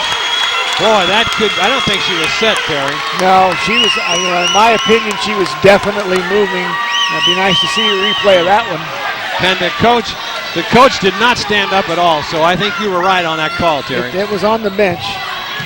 So Clough now tries to drive it around, and that's stolen away, but she steps out of bounds, and as the clock runs out, good steal, 38-29. Boy, this is one heck of a game. It certainly is. Alan, give us some stats. What do you got, babe? Brooke Hodges had a strong third quarter. She now has 15 points, still going along with 6 rebounds. Olympia Jacobs, 8 points, 3 rebounds on the night, and Brittany Allen, 6 points, all of them from the free throw line. And Taylor Kilgore's added 6 with 2 3-pointers. Here's the charge. We're going to see a replay of that, or alleged charge, or maybe not. Here she comes. Yeah, she's on her way down. Nice pass, nice lead-out pass. What we want to see is who gets there first and if the defensive player has her feet set. Nope. She's on the side. No, she was moving and put her arms up, but I don't know. That was kind of weak. I think that that was They missed that one. They did. Nobody's perfect. Fans are calling for the referees to let them play, but this game could get out of hand. If you let them play in this game, somebody might get hurt. Right. Put on the shoulder pads. All right, Allen's back in the game now. Kilgore gets it inside to Jacobs. Spin move, puts it up, and she's got it. What a nice play, Terry. Beautiful cut by Jacobs. Great timing on the pass. Absolutely wonderful basketball play. Quick move right to the rim. 2 points. Inside now, then they get it. No, nothing there, and that. Brooke Hodges with the rebound. She'll dish it off over to Allen. Allen now slows it up, brings it top of the key, gets it over to Kilgore. Kilgore now takes the baseline, and but Jacob saves it, but then loses it. And now we got Allen now stops.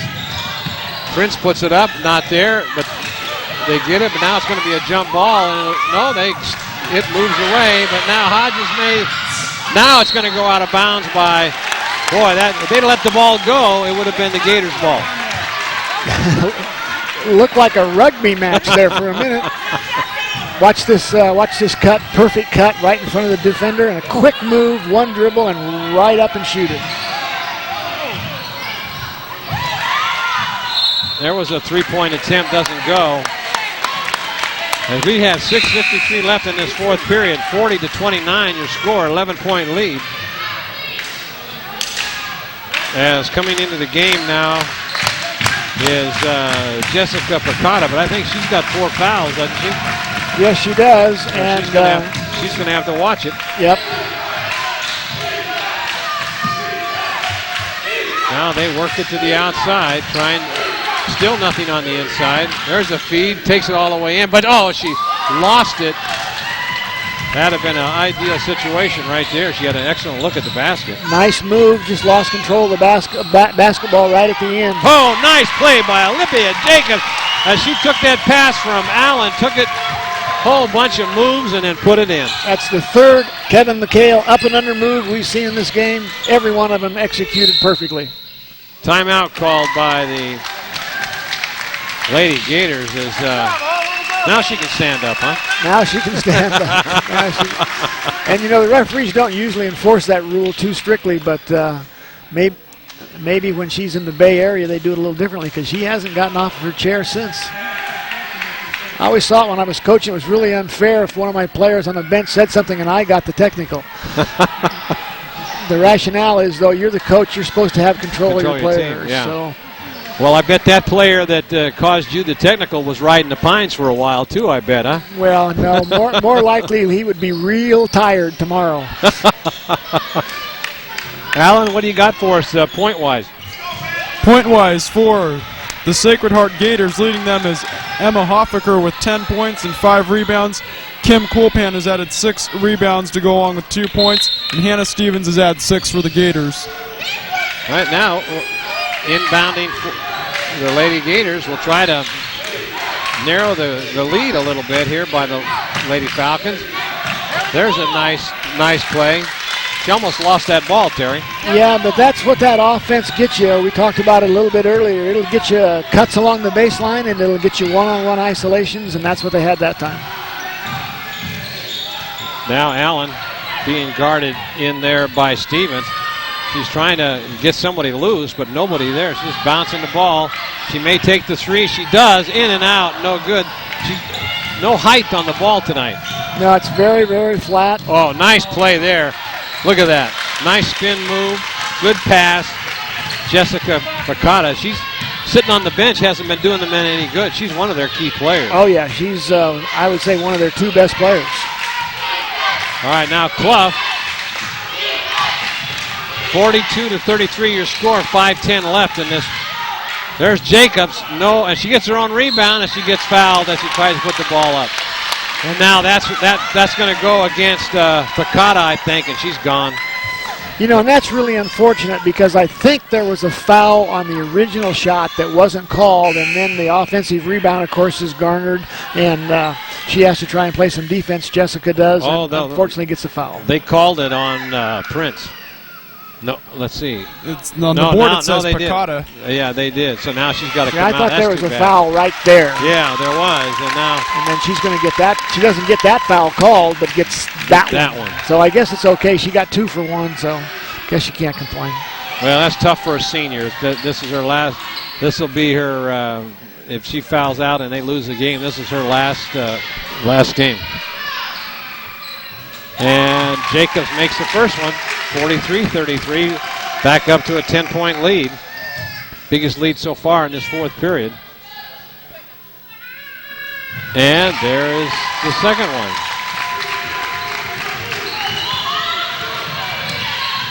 So Picata is on the bench with 5 fouls, so they'll have to play the rest of the game without her. Well, they've played a long time without her. And there's 3. That's going to be an air ball, but it's recovered in there by Stevens.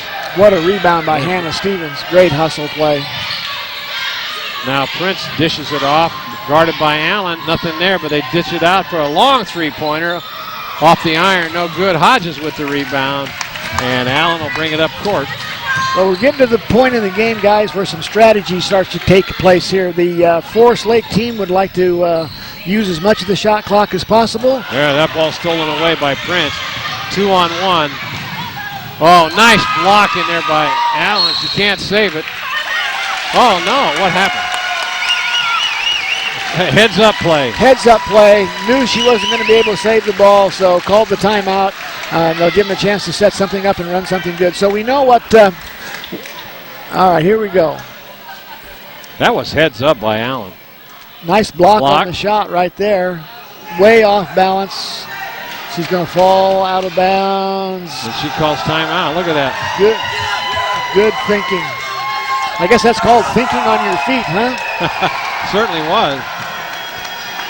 Okay, let's see if the Falcons use the clock, and let's see if the Sacred Heart team steps up the defense a little more. If that's possibly what they need is stop, score. So we'll see if they can do that.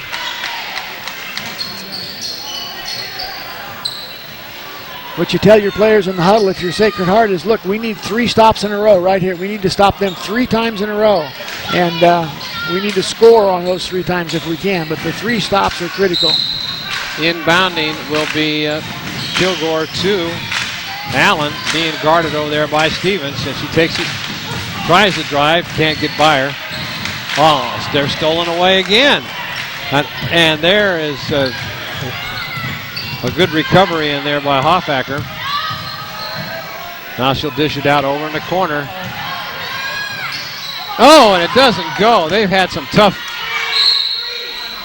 That's the second really nice offensive rebound by Hannah Stevens of Sacred Heart, sneaking in among the bigger players and using good timing to get the rebounds. Boy, this is one of the most intense games I've seen in a long time, Terry. Well, it's just, you kind of think, well, somebody's going to get tired or somebody's going to break down in some fashion, but it just hasn't happened, which means both teams are well conditioned as well as well coached. And not many substitutions have been coming in and out during this second half. No, when you get to this point, you pretty much go with your magnificent 7. Alan, what do you got for us? Stats haven't changed much so far, but for Forest Lake, Brooke Hodges continues to lead Forest Lake with 15 points. She now has 9 rebounds on the night. Olympia Jacobs is at a strong fourth quarter. She has 14 points now with 3 rebounds. That's the cutest little kid. I just love him. Look at the smile on that kid's face. He's sitting on mom's lap. He's in the gym. Life is good. All right, then they get it in. Prince with the ball over in the corner for 3. It's up and it's good. Nice three-pointer in there by Stevens, who broke loose. Now they got a full court press. Pretty much have to try something like that. Offensively, that's exactly what they needed, a quick score. Allen now takes it in. Hop, skip, jump, puts it up. She lets out a big yell as she's pleased with that shot. Well, I think she should be. That's the first time all night she's been able to get clear to the glass. Now they take it out. That's Stevens. Oh, nice feed underneath, but blocked by Hodges. Good defensive work in there by Brooke Hodges. Senior putting on quite a show tonight. Allen now at the top of the key. Tries spin move, puts it up, and she is fouled.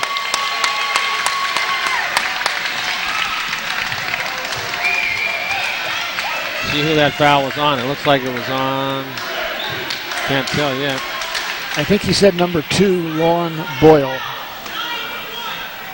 Lauren Boyle in the game? But I'm not No, sure. probably number 22, 22. Kim Coolpan. 22. Oh, Kim Colepan. But it's on number 15, Christina Dillingham. Thanks, Alan. Nice spin move there. Helper just didn't quite get in good position, reached in and grabbed her by the arm. Let's see if Allen can get a little arc on the ball. No, a little short. Could be a little fatigue. Could be a little tension. These starters have played off a long time tonight. I don't remember her going out of the game. Has she been out Yes, tonight? she has been out. Okay, thanks. Not for very long, though. She misses both of them. Now, nice. Look at this. And she's fouled by Jacobs. Jacobs says, no, I didn't touch her. But she's going, whoa. The fans are saying you fouled her. She'll go to the line to shoot, too. But she was nice pass across court. Terrific pass. And for number 24, Olympia Jacobs, this is a good time to just calm down. There's only 2 minutes and 40 seconds left in the game. This is not a time to do something silly. Watch this pass. Beautiful pass. It's just zinged it in there. Oh, she didn't hit it. Doesn't look like she hit anything. It sure she was doesn't. right. It sure doesn't. Not on that replay. She didn't get the ball or the player. Unless she caught her on the left elbow on the way up, but it doesn't look like No, it. it looks like and that's why she had that big frown on her face. Oh, Clough. Yeah, Brandon Duckett in the replay booth he got that one for us.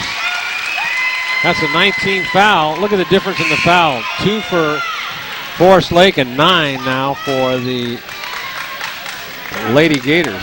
And I think the Sacred Heart fans behind us might have an opinion on that.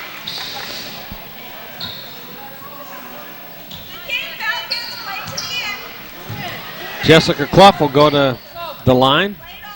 46-37, 2:34 left. There's the first one up and good. 47-37, back up to 10 points. This game has not had a really big spread throughout this entire ball game. There's another one. That's good. There's an 11-point lead, 48-37. Senior Christina Dillingham is fouled out of the game for Sacred Heart. That's 2 players out, huh? Now there's a three-pointer going up. She's got it. Boy, she is. There's a timeout called. There's a big three-point play right there by Hannah Stevens. I'm impressed with that young lady's shooting. She's having a great fourth quarter here. That's her second offensive rebound in the fourth quarter, and she's certainly not one of the taller players on the court. And then she buries that three-pointer on a special play set up off a double screen.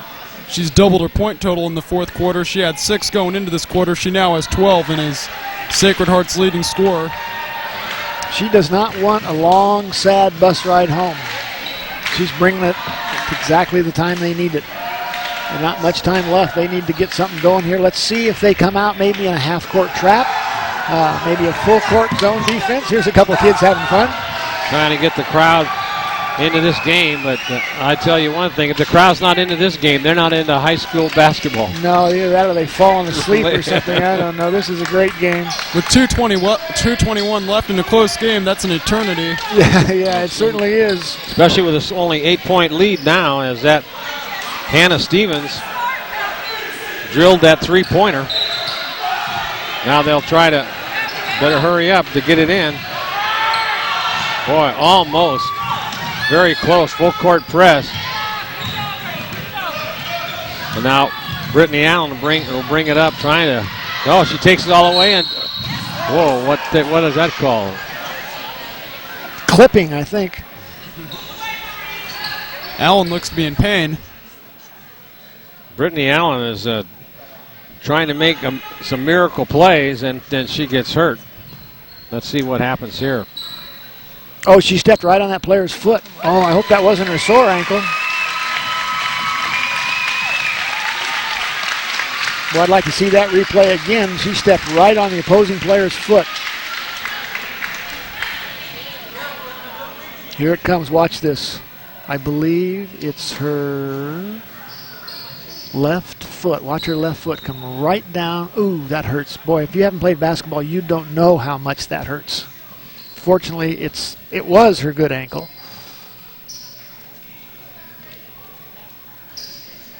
Few things in this world hurt as badly as a sprained ankle. Oh, yeah, I've had one of those in my time. So Allen given some time to shake it off. Now she'll go to the line. 48-40 your score, 2:10 left in this ball game. And they're taking her out. Oh, so coming in to shoot for her will be Katie Fletcher. And Allen is looks like she's grimacing in pain a little bit as she sits next to Linda Clough, assistant coach. They need to get some ice on that right away if they have some available. First one is good. How's that for a freshman? Well, I tell you what, it's a good substitution because this young lady, number 3, Katie Fletcher, has just about perfect form at the free throw line. Watch this form. Nice high arch, good follow through, nice back spin right in the bottom of the net. Timeout called as Katie comes over to the bench. You should see that smile on the face of Linda Clough. She had from ear to ear that smile was, because she knows that's a tough situation to put in a freshman this late in the game. Pretty gutsy move, all right, but didn't seem to bother. I don't think either ball touched the iron. Went right to the bottom of the net both times. There's your score, 50-40. 10-point lead, 2:10.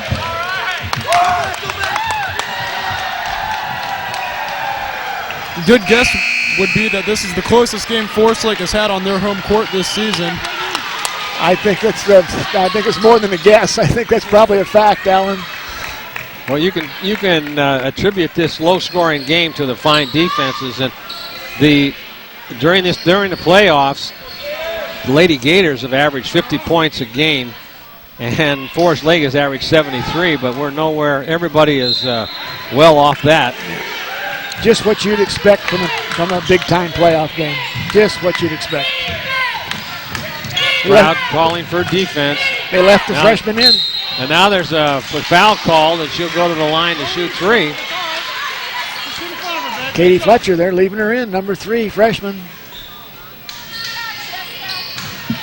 That was called on Clough. Well, that was a big mistake right there, as she'll get a chance to shoot 3. Yeah, and a chance to score with the clock stopped. Yep. That's the big thing. Just 1:59 left. Conference going on between the two coaches, as this is a tightly contested contest. They're probably wondering, what was she thinking? Let the clock run. Brittany Allen now checked back in for Forest Lake. Now Lauren Boyle comes into the game. There it is. Nice touch. She has a nice touch there. Hannah Stevens, great fourth quarter. Kilgore get it over to Clough. Clough now gets it over to Kilgore. And there's going to be a foul call. Oh, it's going to be that's a turnover. Looks like they got her for palming the ball, Terry. I'm not sure if it was palming the ball or a 5-second closely guarded call. I didn't see the referee's hand signal. It was one of these. Okay. So now, 8-point game, 146. They're going to get it out to a 3-point shooter. She's got it. Guess who? Guess who? Yep. Hannah Stevens. And now Allen brings it up, a timeout call, looks like, or a foul call. Alan, how many points does Hannah Stevens have in the fourth quarter? Hannah Stevens has 11 in the fourth quarter, and she has 17 for this game. Amazing show here. She's really stepped it up after Picata has fouled out of this game. And guess what grade that young lady is? A freshman. Are you kidding me? I haven't looked. Let's see here. Yep, she is a freshman. Man, what a touch she's got. She's a pure shooter, isn't she? Absolutely perfect form. Take it to the bank. Boy, this team's going to be tough the years ahead with a freshman like that. Well, as we said in the top of the show, maybe a playoff rivalry developing here.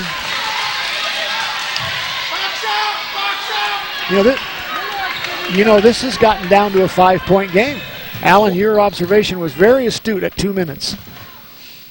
And that one's in and out, no good. And Allen gets the tries to get the rebound, but she saves it. Kilgore now, and there's a foul called. That's Elizabeth Dillingham. Gives the foul, they'll get to shoot 2. Well, I guess that's their strategy. Stop the clock from running. Foul, they're already in bonus point. Yeah, that's exactly the strategy. You keep the clock stopped as much as possible, but the secret is you got to rebound the missed free throws, Right. which they didn't do last time. Well, this you don't want to send Kilgore to the line because she's pretty deadly.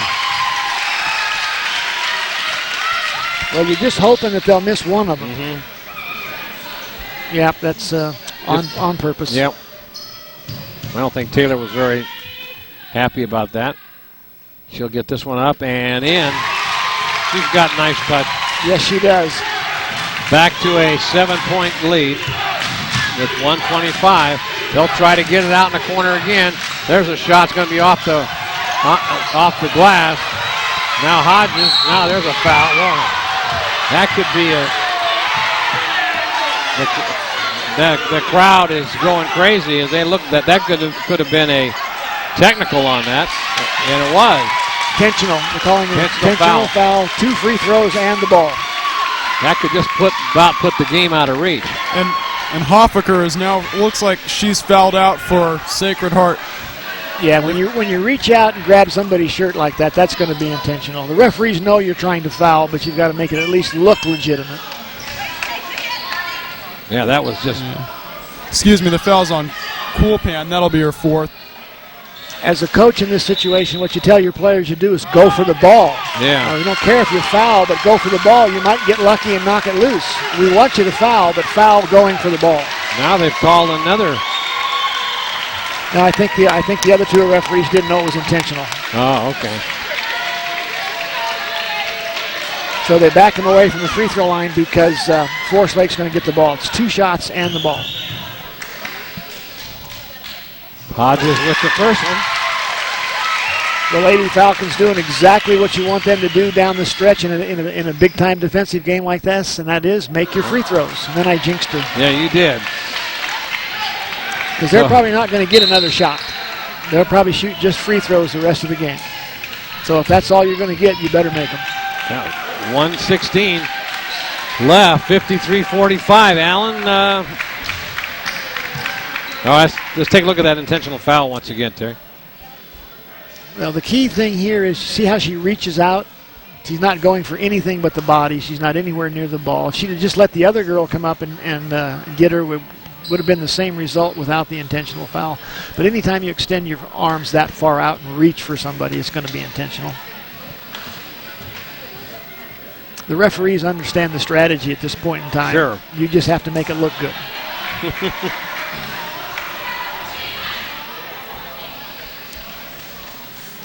And this could be a critical play if Forest Lake scores here now on this extra possession.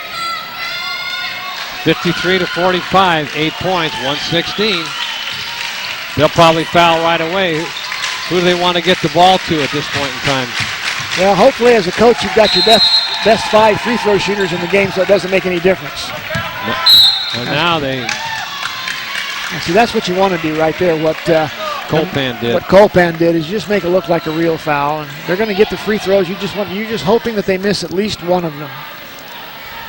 Well, one of the things that haunted these Lady Falcons the last 2 games in the playoffs has been their reach-in fouls, and they were in foul trouble early, but that is not the case tonight, as they only have 3 fouls right now in this second half of this game. Well, it's a world of difference in what they're doing just physically, like we talked about earlier in the game. A good indicator of good defense is defensive stances, and these girls have been knees bent, feet moving all night long from the very first toss-up of the ball. Both teams have been down on those very aggressive defensive stances, and it's paid off very handsomely for the Forest Lake team tonight.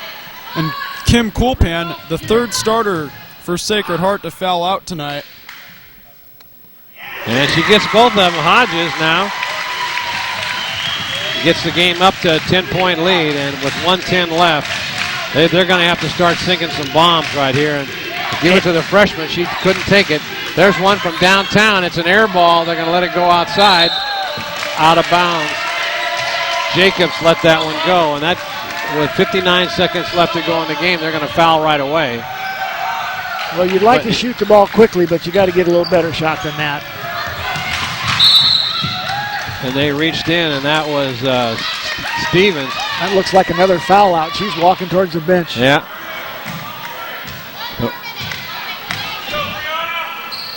Boy, and that's one of their better three-point shooters here in the fourth quarter. Brianna Courier now is going to come into the game. That's only Stevens' first foul. Oh, I thought she was walking to the bench. It looked like it was. Oh, it's a double bounce. It doesn't go by Taylor Kilgore. 10-point lead, 55 seconds, and now a timeout called. They're going to see what kind of strategy they can put into this mix. Well, possibly a different defense. Maybe out of this timeout they can come back with some kind of a special offensive play. Last time they did that, they broke Hannah Stevens wide open for a three-pointer off a double screen, and she scored. So maybe we'll see a special play on offense, a quick hitter.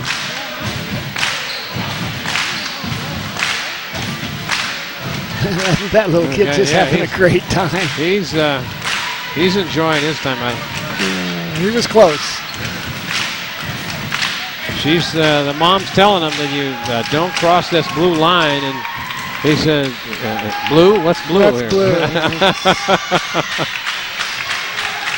All right, the Forest Lake fans cheering on their team as They can't stop the clock anymore, guys.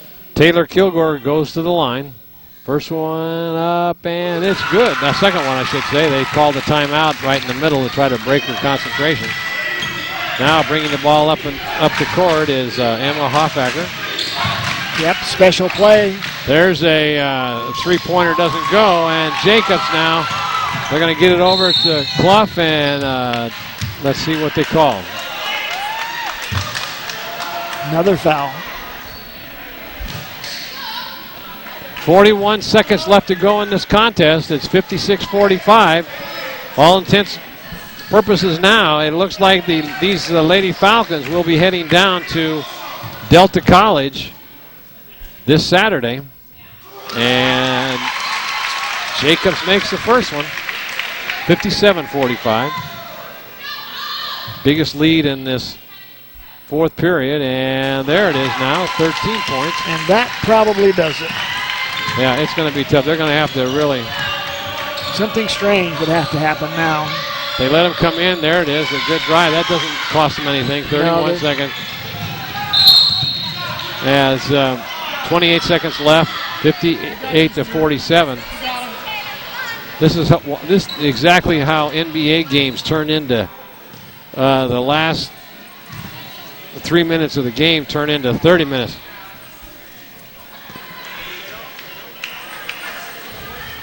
Well, Terry, what's the strategy that the coaches use with this scenario to send them to the line like that, hoping for? Well, they're hoping that they'll miss one or two and that they can go down to the other end and score. But at this point in time, with 28 seconds left, you're out of time. It's time to surrender, in my opinion.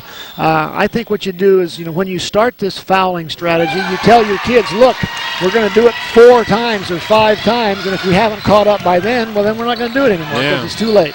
But somehow they just keep doing it. And there's a foul called on Hodges, looks like, as she went up to try to block that ball. And that's what you don't want. You just as soon let her score and let the clock run. Right, exactly. The basket's not important at the moment the clock is. So going to the line to shoot 2 will be Emma Hoffacker. Well, I'm really impressed with this young lady, Hannah Stevens. She has shown me a lot tonight. What a show for a freshman. In the game now is Elizabeth Dillingham. Coming out of the game is Rosemary Prince. She's had a nice game tonight. Yeah, they're trying to give some people a chance to play a little bit here in the playoffs. Good idea. Elizabeth Bazinski is coming into the game. Coming out is Emma Hoffacker. She's had a great game tonight. Terrific game. Played her heart out, rebounded well, defended well. Nice player. And unfortunately for her, it's her last game. Now Hodges try to bring it up, being guarded in there by Stevens. And now the clock continues to run. 10 Now Jacobs tried to go to the baseline, nothing there, and she steps out of bounds. The ball turns over. 6 seconds left to go in this game. And 60-48 your score as the crowd from Forest Lake cheers in with a little goodbye song. There's a three-pointer. It's up off the iron at the buzzer. Doesn't get it. There's your final score. 60-48 as the Lady Falcons repeat again to move on to the final two teams that'll be left down at Delta College. Great game tonight. Defensive struggle, and I tell you, if you're not liking high school basketball, this game here was something to behold. I tell you that. This is just what you would expect from a playoff game this deep into the playoffs. You have two good teams, both playing well. Nice offensive plays, really good defense throughout the whole game. I just can't say enough for both teams. What you want to see in a playoff game. I loved every minute of it, Marty. Yeah, it was very exciting. The girls all hung in there. It looked like at the start of the game it was, nobody was going to score a point. It looked like we might wind up with a football score. And actually we did, only an arena football score. 10-8 at the end of the first period, which only a 2-point difference.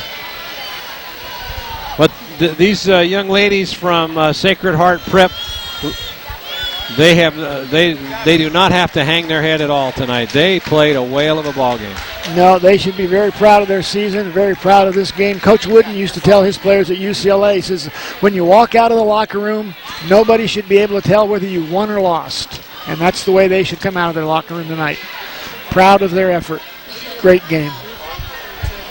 And I don't think we can say enough about this young lady from the Lady Gators. This Hannah Stevens, number 5, the freshman. She had to do yeoman duty tonight. And let's throw it down to Gil on the sideline, and it looks like he might have a couple of the players already. Yeah, we're gonna send a couple players your way as well, Marty, as the Lady Falcons have played their last game in this gymnasium this season. And to my left right here, somebody that's played her last game in this gymnasium for her illustrious basketball career, Brooke Hodges. Some of your feelings that you're having right now. It was just a really emotional game. I knew I had to come out, just ready to play because it was my last home game, So I just came out, gave it my all, and just did what we had to do. Now, myself personally, have been watching you play basketball for a long time, even before you came to Forest Lake. I never realized that you'd gotten so tall. Yeah, over the years, it's been like my sophomore and junior years when I grew the most. So over those 2 years, I got to be I'm almost 6 foot. So you've made a lot of friends here in the 4 years. Had some great basketball moments. How special is that for you? It's really special. Just the time that I've spent here and the people I've met just have had such a big impact. All the coaches, all my friends and everything. I'm going to miss them a lot. So. Well, it's not over yet. You guys advance into the NorCal finals, which is part of your goal.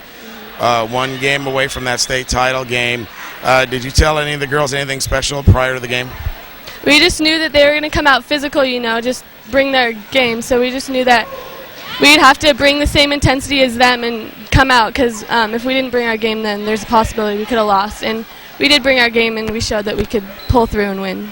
All right, well, congratulations on tonight. Good luck on Saturday. We'll be there as well to follow you guys on your road to the state title. Thank you. Marty, let's go back to your guest. Okay, we have, sitting next to us is Olympia Jacobs. Olympia, I have to say I've been watching a lot of your games this season, and I think you were in for a tough struggle there on defense against this team. Oh, you mean my fouls? No, I'm talking about their defense against your offense. Yeah. I don't know. They were doing a lot of, when they were right up on you. You got the ball, and they were right there. One time when I was down in the corner, she full on slapped me in the face before I saw. We did see that. And so they were, right on us, right when we got the ball. You guys play the games, at least the games that I've seen you play all year. you guys play really good defense. You use your feet well. You have nice defensive stances. Did you expect Sacred Heart to have as good a defense as they had? Yeah, we came out knowing it was going to be a good game. We definitely knew that there's some good players on that team. So I think we were pretty prepared for them. So they gave us a little bit. Maybe it was scary a little bit. They were catching up with us. But.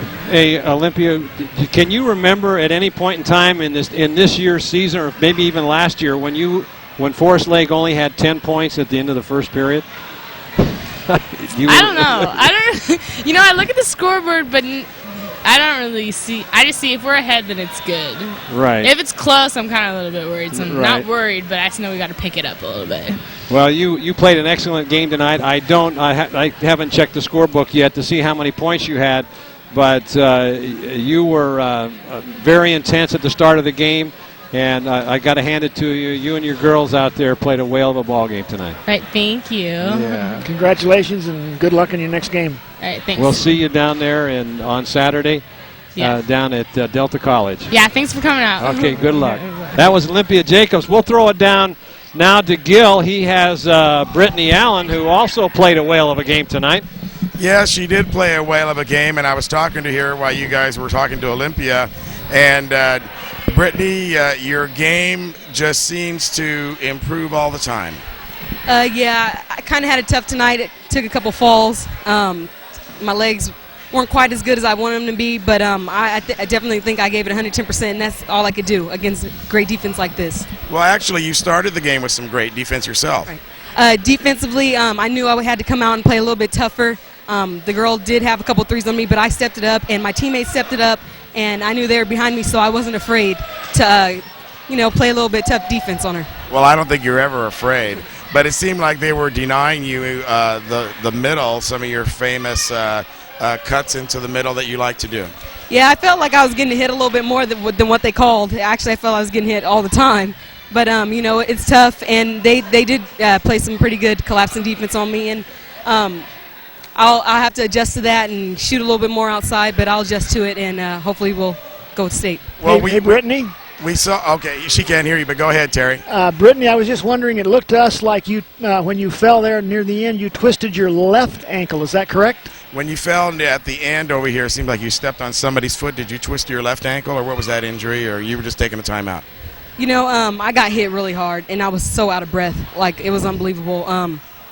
But You're just trying to steal a couple seconds? I had to get a couple seconds in there. I have to be honest, but that's okay. It did hurt, and I just got back up and try to, We were glad that you weren't injured, because it did look like that was your second time falling in as many plays. Right. I'm a battler.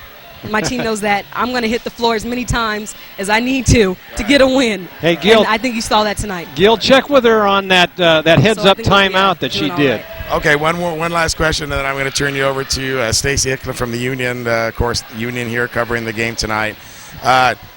One of the most heads-up plays of the whole evening, you get the rebound over in this far side, you're balancing on one foot, and as you're going down, you call timeout. Point guard instinct. I'm not going out of bounds, giving them the ball back. Boy, is that a great answer? I knew we had some timeouts to spare, and I just, got pretty good balance, and I called the timeout whenever when I needed it. My team knew I was going to do it. That was so awesome. We showed that on replay as well, because that is such an instinctual thing to think of it in that split second and then call that timeout. Definitely a point guard thing. Can't explain it. Listen, congratulations. Certainly your career's not over here. Might be the last game of the season for the team in this house, but there's next season, and of course you got the NorCal championship game coming up on Saturday. Right. I just have to say I love all the seniors, and we're going to get us to state, and we're going to try our best to win. So this is for the seniors, and this is for God. All right. Brittany Allen right there. Guys, we have Coach Keller over here. Let's see if we can steal a word from him. Yeah, there he is. Coach, you predicted a tough game, and you were right. I tell you what, these guys are a great defensive team. We hope to see you again. Yeah, they beat Branson. Oh, really? That kind of surprises me a little bit, but Pinewood is tough. They're very good. They're very good. So the game will be with Pinewood coming up on Saturday. We just found out right now. Yeah. On the spot news. I will. And Coach right here offering any help that he can give to the Falcons. Good luck the rest of the way. Good sportsmanship. Yes, this is a quality bunch of people. That's why I wanted to tell our fans to quit that nonsense, that hey goodbye stuff. We don't need that Bush League stuff. These are nice people that deserve only equality. Well, there was some hard fouls there toward the end that I didn't think were totally sportsmanlike, grabbing and everything, and some intentional stuff. We got sent to the line for those, so we're happy. But they did. This is a very physical team. That's their style. If they can get away with it and they get a referee crew that lets things happen, then they beat up people and they can win. Fortunately, we had a crew that wouldn't put up with the hard stuff, and it was to our advantage. One thing I noticed toward the end of the game, you guys had a lot of free throw opportunities. Had it been a close game where 1 or 2 points mattered, the Falcons weren't putting it in the basket. Well, the people that were getting fouled early on in that last quarter were not putting it in. But I told Brittany, she was missing, and I said, you know what, you've just got to keep taking it to the rack. You fouled out their front line. And we get them in the double bonus. They just kept taking it to the rack. If you make one, if you miss them, we'll get them in foul trouble. And then they have to intentionally foul, and they're going to foul Taylor, and they're going to foul Brooke, and we're going to make those. And they did make those. Down the stretch, they probably made 8 out of 10. So well, Britt was saying that excuse me, still trying to get better from that flu. That fatigue was a factor. The starters aren't used to maybe going 32 minutes. No, they're not. But I tell you, a game like this, my confidence level is so high in them to gut it up and see it through to the end. I give them a minute here, a minute there. Some of them don't even like to come out for the minute. They get mad at me. But, I try to give them a minute because I have to have them out there on the floor. They're battle strong, strong. So. Asking Gil about those sticking the freshmen in for 2 free throws. We're glad to be there, and it's going to be Pinewood stuff. They got some big girls. I'm a little concerned. Terry is asking about the sticking the freshman in for those free throws. Katie Fletcher. Katie's a great free throw shooter, and I look down the bench and I go, that's the girl I want. And Katie's just a sweet young girl and just a deadly shooter. But then I had to leave her out there for a while, and she handled herself well, and then we got Britt back in there to run the floor. But this was a nice quality win by the girls. Well, it was, and it was a good test of the Falcons who have not been tested, of course, since your losses that you had, which was not really a test because you guys lost. So, but heading into the NorCal final, I think this is the game that you guys might have needed to help tune you up. Yeah, this will get us ready for physical ball. We've got to do a lot of work tomorrow in practice on post defense because Pinewood has got a blue chip post player and 3 outstanding perimeter players. It's going to be really a tough game for us. This is the team that everyone has been talking about will meet for a long time, and so it's going to happen. And the winner tomorrow will win the state championship, or Saturday. That is an ironclad guarantee. So the state championship game is actually tomorrow, Terry. Saturday. It's not going to be next Friday. There's no doubt about it. Boy, that's the South is about 20 points to 30 points weaker than the North. So, it's going to be Saturday. The winner is Saturday. Well, congratulations on your victory tonight, and we'll see you at Saturday. Delta College, of course, your game of the week will be following the Lady Falcons as far as they go. Hopefully it's all the way to the state title, and good luck on your practices. We'll see you in Delta College. All right, thank you. All right, Steve Keller there as the crowd continues to mingle around. Like we said, it's the final game here in the Falcons Nest, as we refer to it. Lady Falcons having a great season here at home. Tonight, no exception, as they come away with the victory in the NorCal semifinals. Their opponent will be Pinewoods. That's Saturday, 1 o'clock. Delta College, your Game of the Week crew will be there. Be sure you tune in and check out all that action. Guys, let's throw it back to you and get ready to wrap up some cables and drive back up Highway 49.